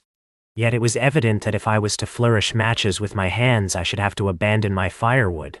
So, rather reluctantly, I put it down. And then it came into my head that I would amaze our friends behind by lighting it. I was to discover the atrocious folly of this proceeding, but it came to my mind as an ingenious move for covering our retreat. I don't know if you have ever thought what a rare thing flame must be in the absence of man and in a temperate climate. The sun's heat is rarely strong enough to burn, even when it is focused by dewdrops, as is sometimes the case in more tropical districts. Lightning may blast and blacken, but it rarely gives rise to widespread fire. Decaying vegetation may occasionally smolder with the heat of its fermentation, but this rarely results in flame. In this decadence, too, the art of fire-making had been forgotten on the earth. The red tongues that went licking up my heap of wood were an altogether new and strange thing to Weena. She wanted to run to it and play with it. I believe she would have cast herself into it had I not restrained her. But I caught her up, and in spite of her struggles, plunged boldly before me into the wood. For a little way, the glare of my fire lit the path. Looking back presently, I could see, through the crowded stems, that from my heap of sticks the blaze had spread to some bushes adjacent, and a curved line of fire was creeping up the grass of the hill. I laughed at that, and turned again to the dark trees before me. It was very black, and Weena clung to me convulsively, but there was still, as my eyes grew accustomed to the darkness, sufficient light for me to avoid the stems. Overhead it was simply black, except where a gap of remote blue sky shone down upon us here and there. I lit none of my matches because I had no hand free. Upon my left arm I carried my little one, in my right hand I had my iron bar. For some way I heard nothing but the crackling twigs under my feet, the faint rustle of the breeze above, and my own breathing, and the throb of the blood vessels in my ears. Then I seemed to know of a pattering behind me. I pushed on grimly. The pattering grew more distinct, and then I caught the same queer sound and voices I had heard in the underworld. There were evidently several of the Morlocks, and they were closing in upon me. Indeed, in another minute I felt a tug at my coat, then something at my arm, and Weena shivered violently and became quite still. It was time for a match. But to get one, I must put her down. I did so, and as I fumbled with my pocket, a struggle began in the darkness about my knees, perfectly silent on her part and with the same peculiar cooing sounds from the Morlocks. Soft little hands, too, were creeping over my coat and back, touching even my neck. Then the match scratched and fizzed. I held it flaring and saw the white backs of the Morlocks in flight amid the trees. I hastily took a lump of camphor from my pocket and prepared to light it as soon as the match should wane. Then I looked at Weena. She was lying clutching my feet and quite motionless, with her face to the ground. With a sudden fright, I stooped to her. She seemed scarcely to breathe. I lit the block of camphor and flung it to the ground, and as it split and flared up and drove back the Morlocks in the shadows, I knelt down and lifted her. The wood behind seemed full of the stir and murmur of a great company. She seemed to have fainted. I put her carefully upon my shoulder and rose to push on, and then there came a horrible realization. In maneuvering with my matches and Weena, I had turned myself about several times, and now I had not the faintest idea in what direction lay my path. For all I knew, I might be facing back towards the palace of green porcelain. I found myself in a cold sweat. I had to think rapidly what to do. I determined to build a fire and encamp where we were. I put Weena, still motionless, down upon a turfy bowl, and very hastily, as my first lump of camphor waned, I began collecting sticks and leaves. Here and there, out of the darkness round me, the Morlock's eyes shone like carbuncles. The camphor flickered and went out. I lit a match, and as I did so, two white forms that had been approaching Weena dashed hastily away. One was so blinded by the light that he came straight for me, and I felt his bones grind under the blow of my fist. He gave a whoop of dismay, staggered a little way, and fell down. I lit another piece of camphor, and went on gathering my bonfire. Presently I noticed how dry was some of the foliage above me, for since my arrival on the time machine, a matter of a week, no rain had fallen. So instead of casting about among the trees for fallen twigs, I began leaping up and dragging down branches. Very soon I had a choking, smoky fire of green wood and dry sticks, and could economize my camphor. Then I turned to where Weena lay beside my iron mace. I tried what I could to revive her, but she lay like one dead. I could not even satisfy myself whether or not she breathed. Now, the smoke of the fire beat over towards me, and it must have made me heavy of a sudden. Moreover, the vapor of camphor was in the air. My fire would not need replenishing for an hour or so. I felt very weary after my exertion and sat down. The wood, too, was full of a slumberous murmur that I did not understand. I seemed just to nod and open my eyes. But all was dark, and the Morlocks had their hands upon me. Flinging off their clinging fingers, I hastily felt in my pocket for the matchbox, and it had gone! Then they gripped and closed with me again. In a moment I knew what had happened. I had slept, and my fire had gone out, and the bitterness of death came over my soul. The forest seemed full of the smell of burning wood. I was caught by the neck, by the hair, by the arms, and pulled down. It was indescribably horrible in the darkness to feel all these soft creatures heaped upon me. I felt as if I was in a monstrous spider's web. I was overpowered and went down. I felt little teeth nipping at my neck. I rolled over, and as I did so, my hand came against my iron lever. It gave me strength. I struggled up, shaking the human rats from me, and holding the bar short, I thrust where I judged their faces might be. I could feel the succulent giving of flesh and bone under my blows, and for a moment, I was free. The strange exultation that so often seems to accompany hard fighting came upon me. I knew that both I and Weena were lost, but I determined to make the Morlocks pay for their meat. I stood with my back to a tree, swinging the iron bar before me. The whole wood was full of the stir and cries of them. A minute passed. Their voices seemed to rise to a higher pitch of excitement, and their movements grew faster. Yet none came within reach. I stood glaring at the blackness. Then suddenly came hope. What if the Morlocks were afraid? And close on the heels of that came a strange thing. The darkness seemed to grow luminous. Very dimly I began to see the Morlocks about me. 3 battered at my feet, and then I recognized with incredulous surprise that the others were running, in an incessant stream, as it seemed from behind me, and away through the wood in front. And their backs seemed no longer white but reddish. As I stood agape, I saw a little red spark go drifting across a gap of starlight between the branches and vanish. And at that, I understood the smell of burning wood, the slumberous murmur that was growing now into a gusty roar, the red glow, and the Morlock's flight. Stepping out from behind my tree and looking back, I saw, through the black pillars of the nearer trees, the flames of the burning forest. It was my first fire coming after me. With that I looked for Weena, but she was gone. The hissing and crackling behind me, the explosive thud as each fresh tree burst into flame, left little time for reflection. My iron bar still gripped, I followed in the Morlock's path. It was a close race. Once the flames crept forward so swiftly on my right as I ran that I was outflanked and had to strike off to the left. But at last I emerged upon a small open space, and as I did so, a Morlock came blundering towards me and past me and went on straight into the fire. And now I was to see the most weird and horrible thing, I think, of all that I beheld in that future age. This whole space was as bright as day with the reflection of the fire.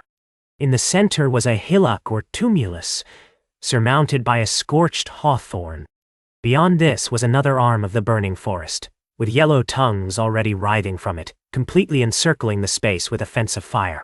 Upon the hillside were some 30 or 40 Morlocks, dazzled by the light and heat, and blundering hither and thither against each other in their bewilderment. At first I did not realize their blindness, and struck furiously at them with my bar, in a frenzy of fear, as they approached me, killing one and crippling several more. But when I had watched the gestures of one of them groping under the hawthorn against the red sky and heard their moans, I was assured of their absolute helplessness and misery in the glare, and I struck no more of them. Yet every now and then one would come straight towards me, setting loose a quivering horror that made me quick to elude him. At one time the flames died down somewhat, and I feared the foul creatures would presently be able to see me. I was thinking of beginning the fight by killing some of them before this should happen, but the fire burst out again brightly, and I stayed my hand. I walked about the hill among them and avoided them, looking for some trace of Weena. But Weena was gone. At last I sat down on the summit of the hillock and watched this strange, incredible company of blind things groping to and fro and making uncanny noises to each other as the glare of the fire beat on them. The coiling uprush of smoke streamed across the sky, and through the rare tatters of that red canopy, remote as though they belonged to another universe, shone the little stars. 2 or 3 Morlocks came blundering into me, and I drove them off with blows of my fists, trembling as I did so. For the most part of that night, I was persuaded it was a nightmare. I bit myself and screamed in a passionate desire to awake. I beat the ground with my hands, and got up and sat down again, and wandered here and there, and again sat down. Then I would fall to rubbing my eyes and calling upon God to let me awake. Thrice I saw Morlocks put their heads down in a kind of agony, and rush into the flames. But, at last, above the subsiding red of the fire, above the streaming masses of black smoke, and the whitening and blackening tree stumps, and the diminishing numbers of these dim creatures, came the white light of the day. I searched again for traces of Weena, but there were none. It was plain that they had left her poor little body in the forest. I cannot describe how it relieved me to think that it had escaped the awful fate to which it seemed destined. As I thought of that, I was almost moved to begin a massacre of the helpless abominations about me, but I contained myself. The hillock, as I have said, was a kind of island in the forest. From its summit I could now make out through a haze of smoke the palace of green porcelain, and from that I could get my bearings for the White Sphinx. And so, leaving the remnant of these damned souls still going hither and thither and moaning, as the day grew clearer, I tied some grass about my feet, and limped on, across smoking ashes, and among black stems that still pulsated internally with fire, towards the hiding place of the time machine. I walked slowly, for I was almost exhausted as well as lame, and I felt the intensest wretchedness for the horrible death of little Weena. It seemed an overwhelming calamity. Now, in this old familiar room, it is more like the sorrow of a dream than an actual loss. But that morning, it left me absolutely lonely again, terribly alone. I began to think of this house of mine, of this fireside, of some of you, and with such thoughts came a longing that was pain. But, as I walked over the smoking ashes under the bright morning sky, I made a discovery. In my trouser pocket were still some loose matches. The box must have leaked before it was lost. Chapter 13. The Trap of the White Sphinx. About 8 or 9 in the morning, I came to the same seat of yellow metal from which I had viewed the world upon the evening of my arrival. I thought of my hasty conclusions upon that evening, and could not refrain from laughing bitterly at my confidence. Here was the same beautiful scene, the same abundant foliage, the same splendid palaces and magnificent ruins, the same silver river running between its fertile banks. The gay robes of the beautiful people moved hither and thither among the trees. Some were bathing in exactly the place where I had saved Weena, and that suddenly gave me a keen stab of pain. And like blots upon the landscape rose the cupolas above the ways to the underworld. I understood now what all the beauty of the overworld people covered. Very pleasant was their day, as pleasant as the day of the cattle in the field. Like the cattle, they knew of no enemies and provided against no needs. And their end was the same. I grieved to think how brief the dream of the human intellect had been. It had committed suicide. It had set itself steadfastly towards comfort and ease, a balanced society with security and permanency as its watchword. It had attained its hopes, to come to this at last. Once, life and property must have reached almost absolute safety. The rich had been assured of his wealth and comfort, the toiler assured of his life and work. No doubt in that perfect world there had been no unemployed problem, no social question left unsolved, and a great quiet had followed. It is a law of nature we overlook, that intellectual versatility is the compensation for change, danger, and trouble. An animal perfectly in harmony with its environment is a perfect mechanism. Nature never appeals to intelligence until habit and instinct are useless. There is no intelligence where there is no change and no need of change. Only those animals partake of intelligence that have to meet a huge variety of needs and dangers. So, as I see it, the upper-world man had drifted towards his feeble prettiness, and the underworld to mere mechanical industry. But that perfect state had lacked one thing even for mechanical perfection: absolute permanency. Apparently, as time went on, the feeding of an underworld, however it was effected, had become disjointed. Mother Necessity, who had been staved off for a few thousand years, came back again, and she began below. The underworld being in contact with machinery, which, however perfect, still needs some little thought-outside habit, had probably retained perforce rather more initiative, if less of every other human character, than the upper. And when other meat failed them, they turned to what old habit had hitherto forbidden. So I say I saw it in my last view of the world of 802,701. It may be as wrong an explanation as mortal wit could invent. It is how the thing shaped itself to me, and as that, I give it to you. After the fatigues, excitements, and terrors of the past days, and in spite of my grief, this seat and the tranquil view and the warm sunlight were very pleasant. I was very tired and sleepy, and soon my theorizing passed into dozing. Catching myself at that, I took my own hint, and spreading myself out upon the turf, I had a long and refreshing sleep. I awoke a little before sunsetting. I now felt safe against being caught napping by the Morlocks, and stretching myself, I came on down the hill towards the White Sphinx. I had my crowbar in one hand, and the other hand played with the matches in my pocket. And now came a most unexpected thing. As I approached the pedestal of the Sphinx, I found the bronze valves were open. They had slid down into grooves. At that I stopped short before them, hesitating to enter. Within was a small apartment, and on a raised place in the corner of this was the time machine. I had the small levers in my pocket. So here, after all my elaborate preparations for the siege of the White Sphinx, was a meek surrender. I threw my iron bar away, almost sorry not to use it. A sudden thought came into my head as I stooped towards the portal. For once, at least, I grasped the mental operations of the Morlocks. Suppressing a strong inclination to laugh, I stepped through the bronze frame and up to the time machine. I was surprised to find it had been carefully oiled and cleaned. I have suspected since that the Morlocks had even partially taken it to pieces while trying in their dim way to grasp its purpose. Now as I stood and examined it, finding a pleasure in the mere touch of the contrivance, the thing I had expected happened. The bronze panels suddenly slid up and struck the frame with a clang. I was in the dark, trapped. So the Morlocks thought. At that, I chuckled gleefully. I could already hear their murmuring laughter as they came towards me. Very calmly I tried to strike the match. I had only to fix on the levers and depart then like a ghost. But I overlooked one little thing.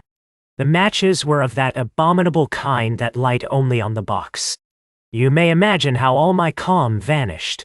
The little brutes were close upon me. One touched me. I made a sweeping blow in the dark at them with the levers, and began to scramble into the saddle of the machine. Then came one hand upon me, and then another. Then I had simply to fight against their persistent fingers for my levers, and at the same time feel for the studs over which these fitted. One, indeed, they almost got away from me. As it slipped from my hand, I had to butt in the dark with my head. I could hear the Morlock's skull ring to recover it. It was a nearer thing than the fight in the forest, I think, this last scramble. But at last the lever was fixed and pulled over. The clinging hand slipped from me. The darkness presently fell from my eyes. I found myself in the same gray light and tumult I have already described. Chapter 14. The further vision. I have already told you of the sickness and confusion that comes with time traveling. And this time I was not seated properly in the saddle, but sideways and in an unstable fashion. For an indefinite time I clung to the machine as it swayed and vibrated, quite unheeding how I went. And when I brought myself to look at the dials again, I was amazed to find where I had arrived. One dial records days, and another thousands of days, another millions of days, and another thousands of millions. Now, instead of reversing the levers, I had pulled them over so as to go forward with them, and when I came to look at these indicators, I found that the thousands hand was sweeping round as fast as the seconds hand of a watch, into futurity. As I drove on, a peculiar change crept over the appearance of things. The palpitating grayness grew darker. Then, though I was still traveling with prodigious velocity, the blinking succession of day and night, which was usually indicative of a slower pace, returned and grew more and more marked. This puzzled me very much at first. The alternations of night and day grew slower and slower, and so did the passage of the sun across the sky. until they seemed to stretch through centuries. At last, a steady twilight brooded over the earth, a twilight only broken now and then when a comet glared across the darkling sky. The band of light that had indicated the sun had long since disappeared, for the sun had ceased to set. It simply rose and fell in the west, and grew ever broader and more red. All trace of the moon had vanished. The circling of the stars, growing slower and slower, had given place to creeping points of light. At last, some time before I stopped, the sun, red and very large, halted motionless upon the horizon, a vast dome glowing with a dull heat, and now and then suffering a momentary extinction.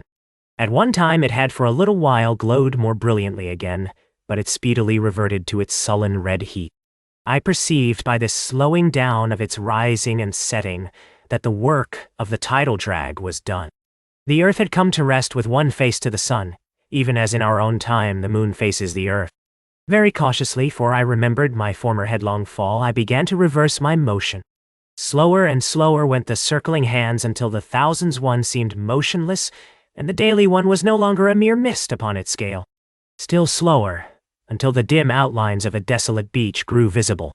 I stopped very gently and sat upon the time machine, looking round. The sky was no longer blue. Northeastward it was inky black, and out of the blackness shone brightly and steadily the pale white stars. Overhead it was a deep Indian red and starless, and southeastward it grew brighter to a glowing scarlet where, cut by the horizon, lay the huge hull of the sun, red and motionless.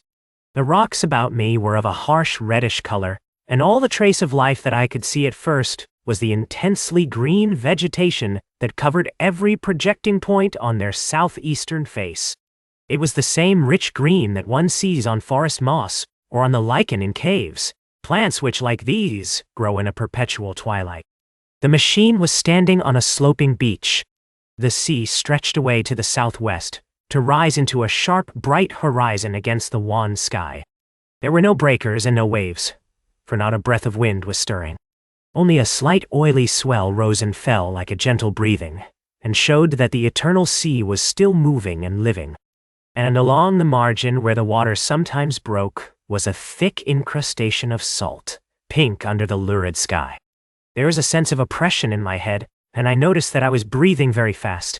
The sensation reminded me of my only experience of mountaineering, and from that I judged the air to be more rarefied than it is now. Far away up the desolate slope I heard a harsh scream, and saw a thing like a huge white butterfly go slanting and fluttering up into the sky, and circling, disappear over some low hillocks beyond.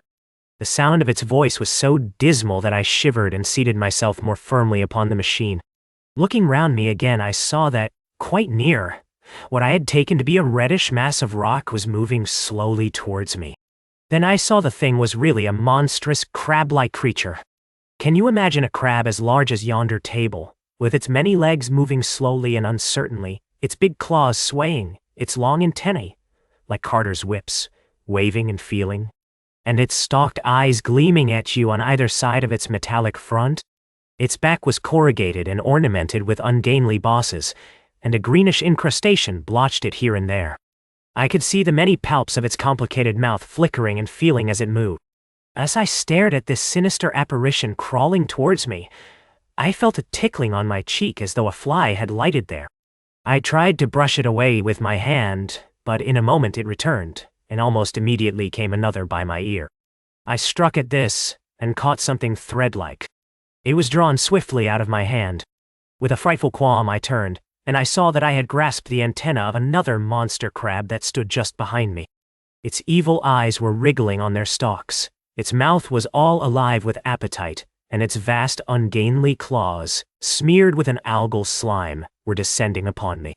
In a moment my hand was on the lever, and I had placed a month between myself and these monsters. But I was still on the same beach, and I saw them distinctly now as soon as I stopped. Dozens of them seemed to be crawling here and there in the somber light, among the foliated sheets of intense green. I cannot convey the sense of abominable desolation that hung over the world. The red eastern sky, the northward blackness, the salt dead sea, the stony beach crawling with these foul, slow-stirring monsters, the uniform poisonous-looking green of the lechinous plants, the thin air that hurts one's lungs, all contributed to an appalling effect. I moved on 100 years, and there was the same red sun, a little larger, a little duller, the same dying sea, the same chill air, and the same crowd of earthy crustacea creeping in and out among the green weed and the red rocks. And in the westward sky, I saw a curved pale line like a vast new moon. So I traveled, stopping ever and again in great strides of 1,000 years or more, drawn on by the mystery of the earth's fate, watching with a strange fascination the sun grow larger and duller in the westward sky, and the life of the old earth ebb away. At last, more than 30 million years hence, the huge red-hot dome of the sun had come to obscure nearly a 10th part of the darkling heavens. Then I stopped once more, for the crawling multitude of crabs had disappeared, and the red beach, save for its livid green liverworts and lichens, seemed lifeless. And now it was flecked with white. A bitter cold assailed me. Rare white flakes ever and again came eddying down. To the northeastward, a glare of snow lay under the starlight of the sable sky, and I could see an undulating crest of hillocks pinkish white. There were fringes of ice along the sea margin, with drifting masses farther out. But the main expanse of that salt ocean, all bloody under the eternal sunset, was still unfrozen. I looked about me to see if any traces of animal life remained. A certain indefinable apprehension still kept me in the saddle of the machine. But I saw nothing moving, in earth or sky or sea. The green slime on the rocks alone testified that life was not extinct. A shallow sandbank had appeared in the sea and the water had receded from the beach. I fancied I saw some black object flopping about upon this bank, but it became motionless as I looked at it, and I judged that my eye had been deceived, and that the black object was merely a rock. The stars in the sky were intensely bright and seemed to me to twinkle very little. Suddenly I noticed that the circular westward outline of the sun had changed, that a concavity, a bay, had appeared in the curve. I saw this grow larger. For a minute perhaps I stared aghast at this blackness that was creeping over the day, and then I realized that an eclipse was beginning. Either the moon or the planet Mercury was passing across the sun's disk. Naturally, at first I took it to be the moon. But there is much to incline me to believe that what I really saw was the transit of an inner planet passing very near to the Earth. The darkness grew apace. A cold wind began to blow in freshening gusts from the east, and the showering white flakes in the air increased in number. From the edge of the sea came a ripple and whisper. Beyond these lifeless sounds, the world was silent. Silent? It would be hard to convey the stillness of it. All the sounds of man, the bleating of sheep, the cries of birds, the hum of insects, the stir that makes the background of our lives, all that was over. As the darkness thickened, the eddying flakes grew more abundant, dancing before my eyes, and the cold of the air more intense. At last, one by one, swiftly, one after the other, the white peaks of the distant hills vanished into blackness. The breeze rose to a moaning wind. I saw the black central shadow of the eclipse sweeping towards me. In another moment the pale stars alone were visible. All else was rayless obscurity. The sky was absolutely black. All horror of this great darkness came on me. The cold, that smote to my marrow, and the pain I felt in breathing, overcame me. I shivered, and a deadly nausea seized me. Then, like a red-hot bow in the sky, appeared the edge of the sun. I got off the machine to recover myself. I felt giddy and incapable of facing the return journey. As I stood sick and confused, I saw again the moving thing upon the shoal. There was no mistake now that it was a moving thing, against the red water of the sea. It was a round thing, the size of a football perhaps, or it may be bigger and tentacles trailed down from it. It seemed black against the weltering blood-red water, and it was hopping fitfully about. Then I felt I was fainting. But a terrible dread of lying helpless in that remote and awful twilight sustained me while I clambered upon the saddle. Chapter 15. The Time Traveler's Return. So, I came back. For a long time I must have been insensible upon the machine. The blinking succession of the days and nights was resumed. The sun got golden again, the sky blue. I breathed with greater freedom. The fluctuating contours of the land ebbed and flowed. The hands spun backward upon the dials. At last I saw again the dim shadows of houses, the evidences of decadent humanity. These, too, changed and passed, and others came. Presently, when the million dial was at 0, I slackened speed. I began to recognize our own pretty and familiar architecture. The thousands' hand ran back to the starting point. The night and day flapped slower and slower. Then the old walls of the laboratory came round me. Very gently now, I slowed the mechanism down. I saw one little thing that seemed odd to me.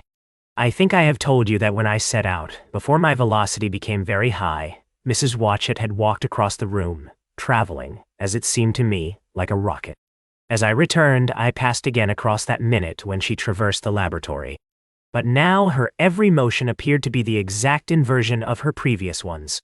The door at the lower end opened, and she glided quietly up the laboratory, back foremost, and disappeared behind the door by which she had previously entered.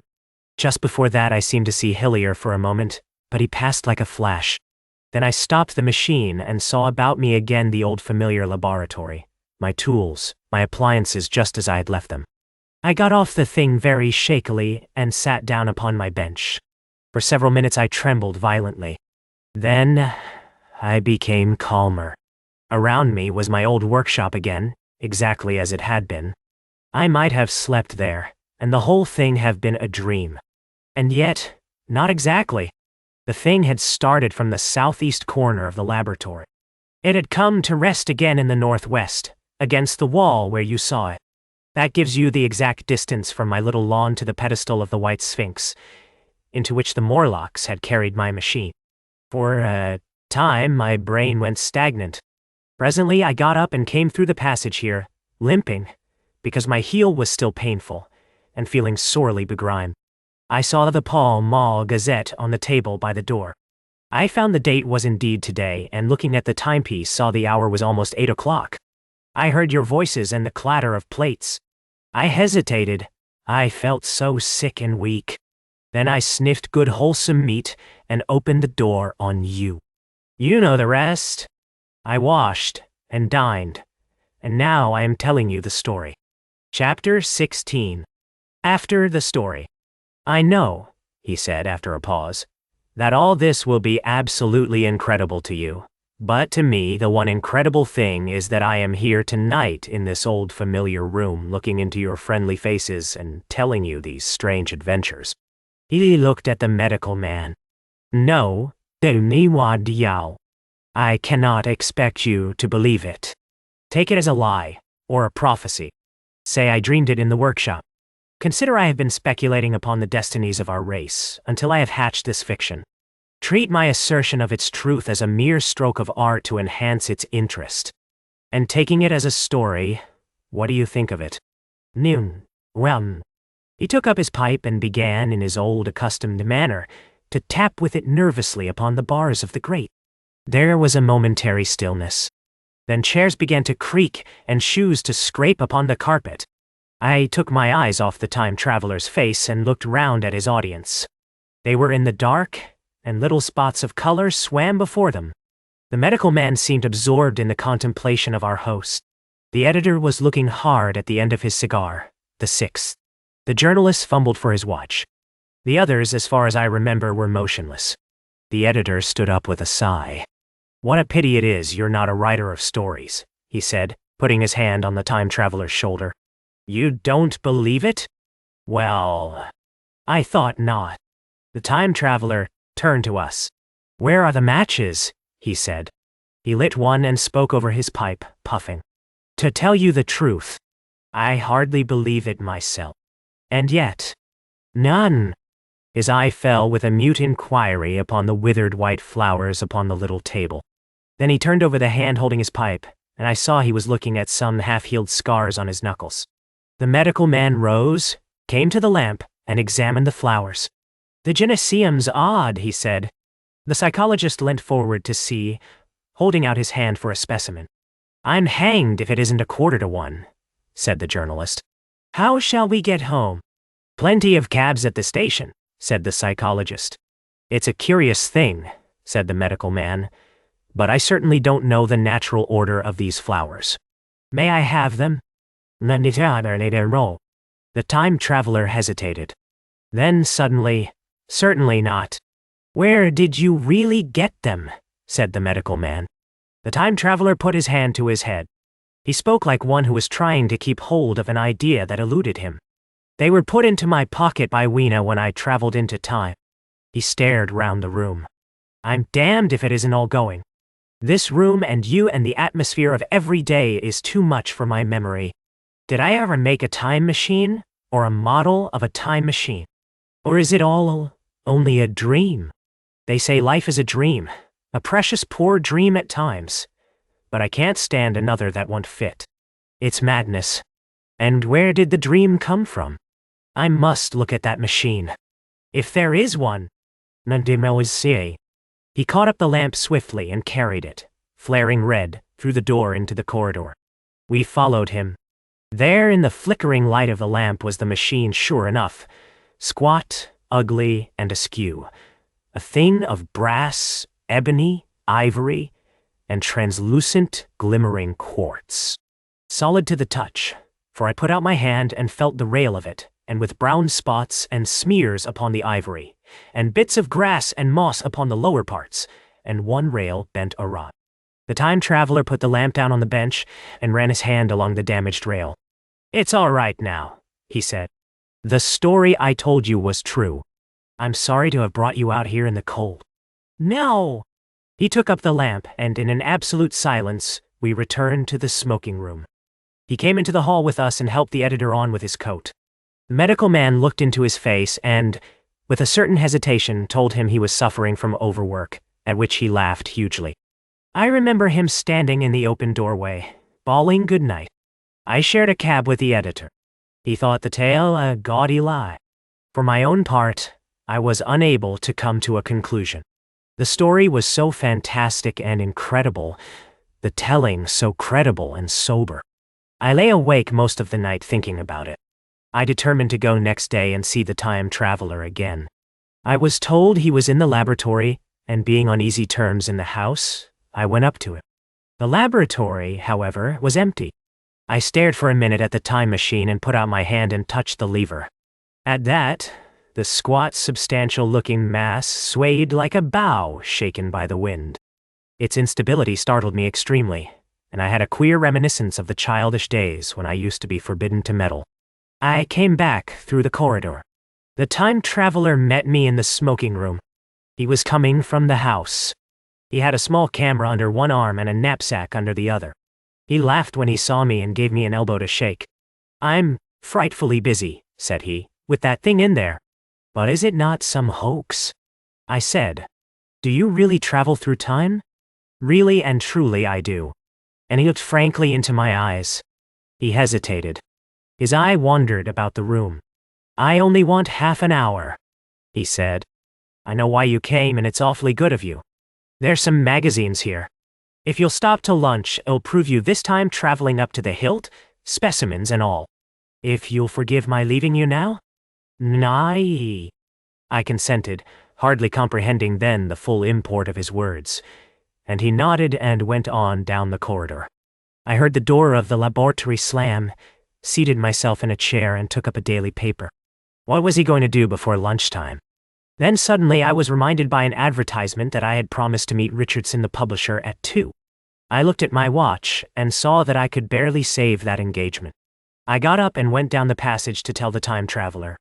As I took hold of the handle of the door, I heard an exclamation, oddly truncated at the end, and a click and a thud. A gust of air whirled round me as I opened the door, and from within came the sound of broken glass falling on the floor. The time traveler was not there. I seemed to see a ghostly, indistinct figure, sitting in a whirling mass of black and brass for a moment, a figure so transparent that the bench behind with its sheets of drawings was absolutely distinct. But this phantasm vanished as I rubbed my eyes. The time machine had gone. Save for a subsiding stir of dust, the further end of the laboratory was empty. A pane of the skylight had apparently just been blown in. I felt an unreasonable amazement. I knew that something strange had happened, and for the moment could not distinguish what the strange thing might be. As I stood staring, the door into the garden opened, and the manservant appeared. We looked at each other. Then ideas began to come. "Has Mr. gone out that way?" said I. "No, sir. No one has come out this way. I was expecting to find him here." At that I understood. At the risk of disappointing Richardson, I stayed on, waiting for the time traveler, waiting for the second, perhaps still stranger story, and the specimens and photographs he would bring with him. But I am beginning now to fear that I must wait a lifetime. The time traveler vanished 3 years ago, and as everybody knows now, he has never returned. Epilogue. One cannot choose but wonder. Will he ever return? It may be that he swept back into the past and fell among the blood-drinking, hairy savages of the age of unpolished stone, into the abysses of the Cretaceous Sea, or among the grotesque saurians, the huge reptilian brutes of the Jurassic times.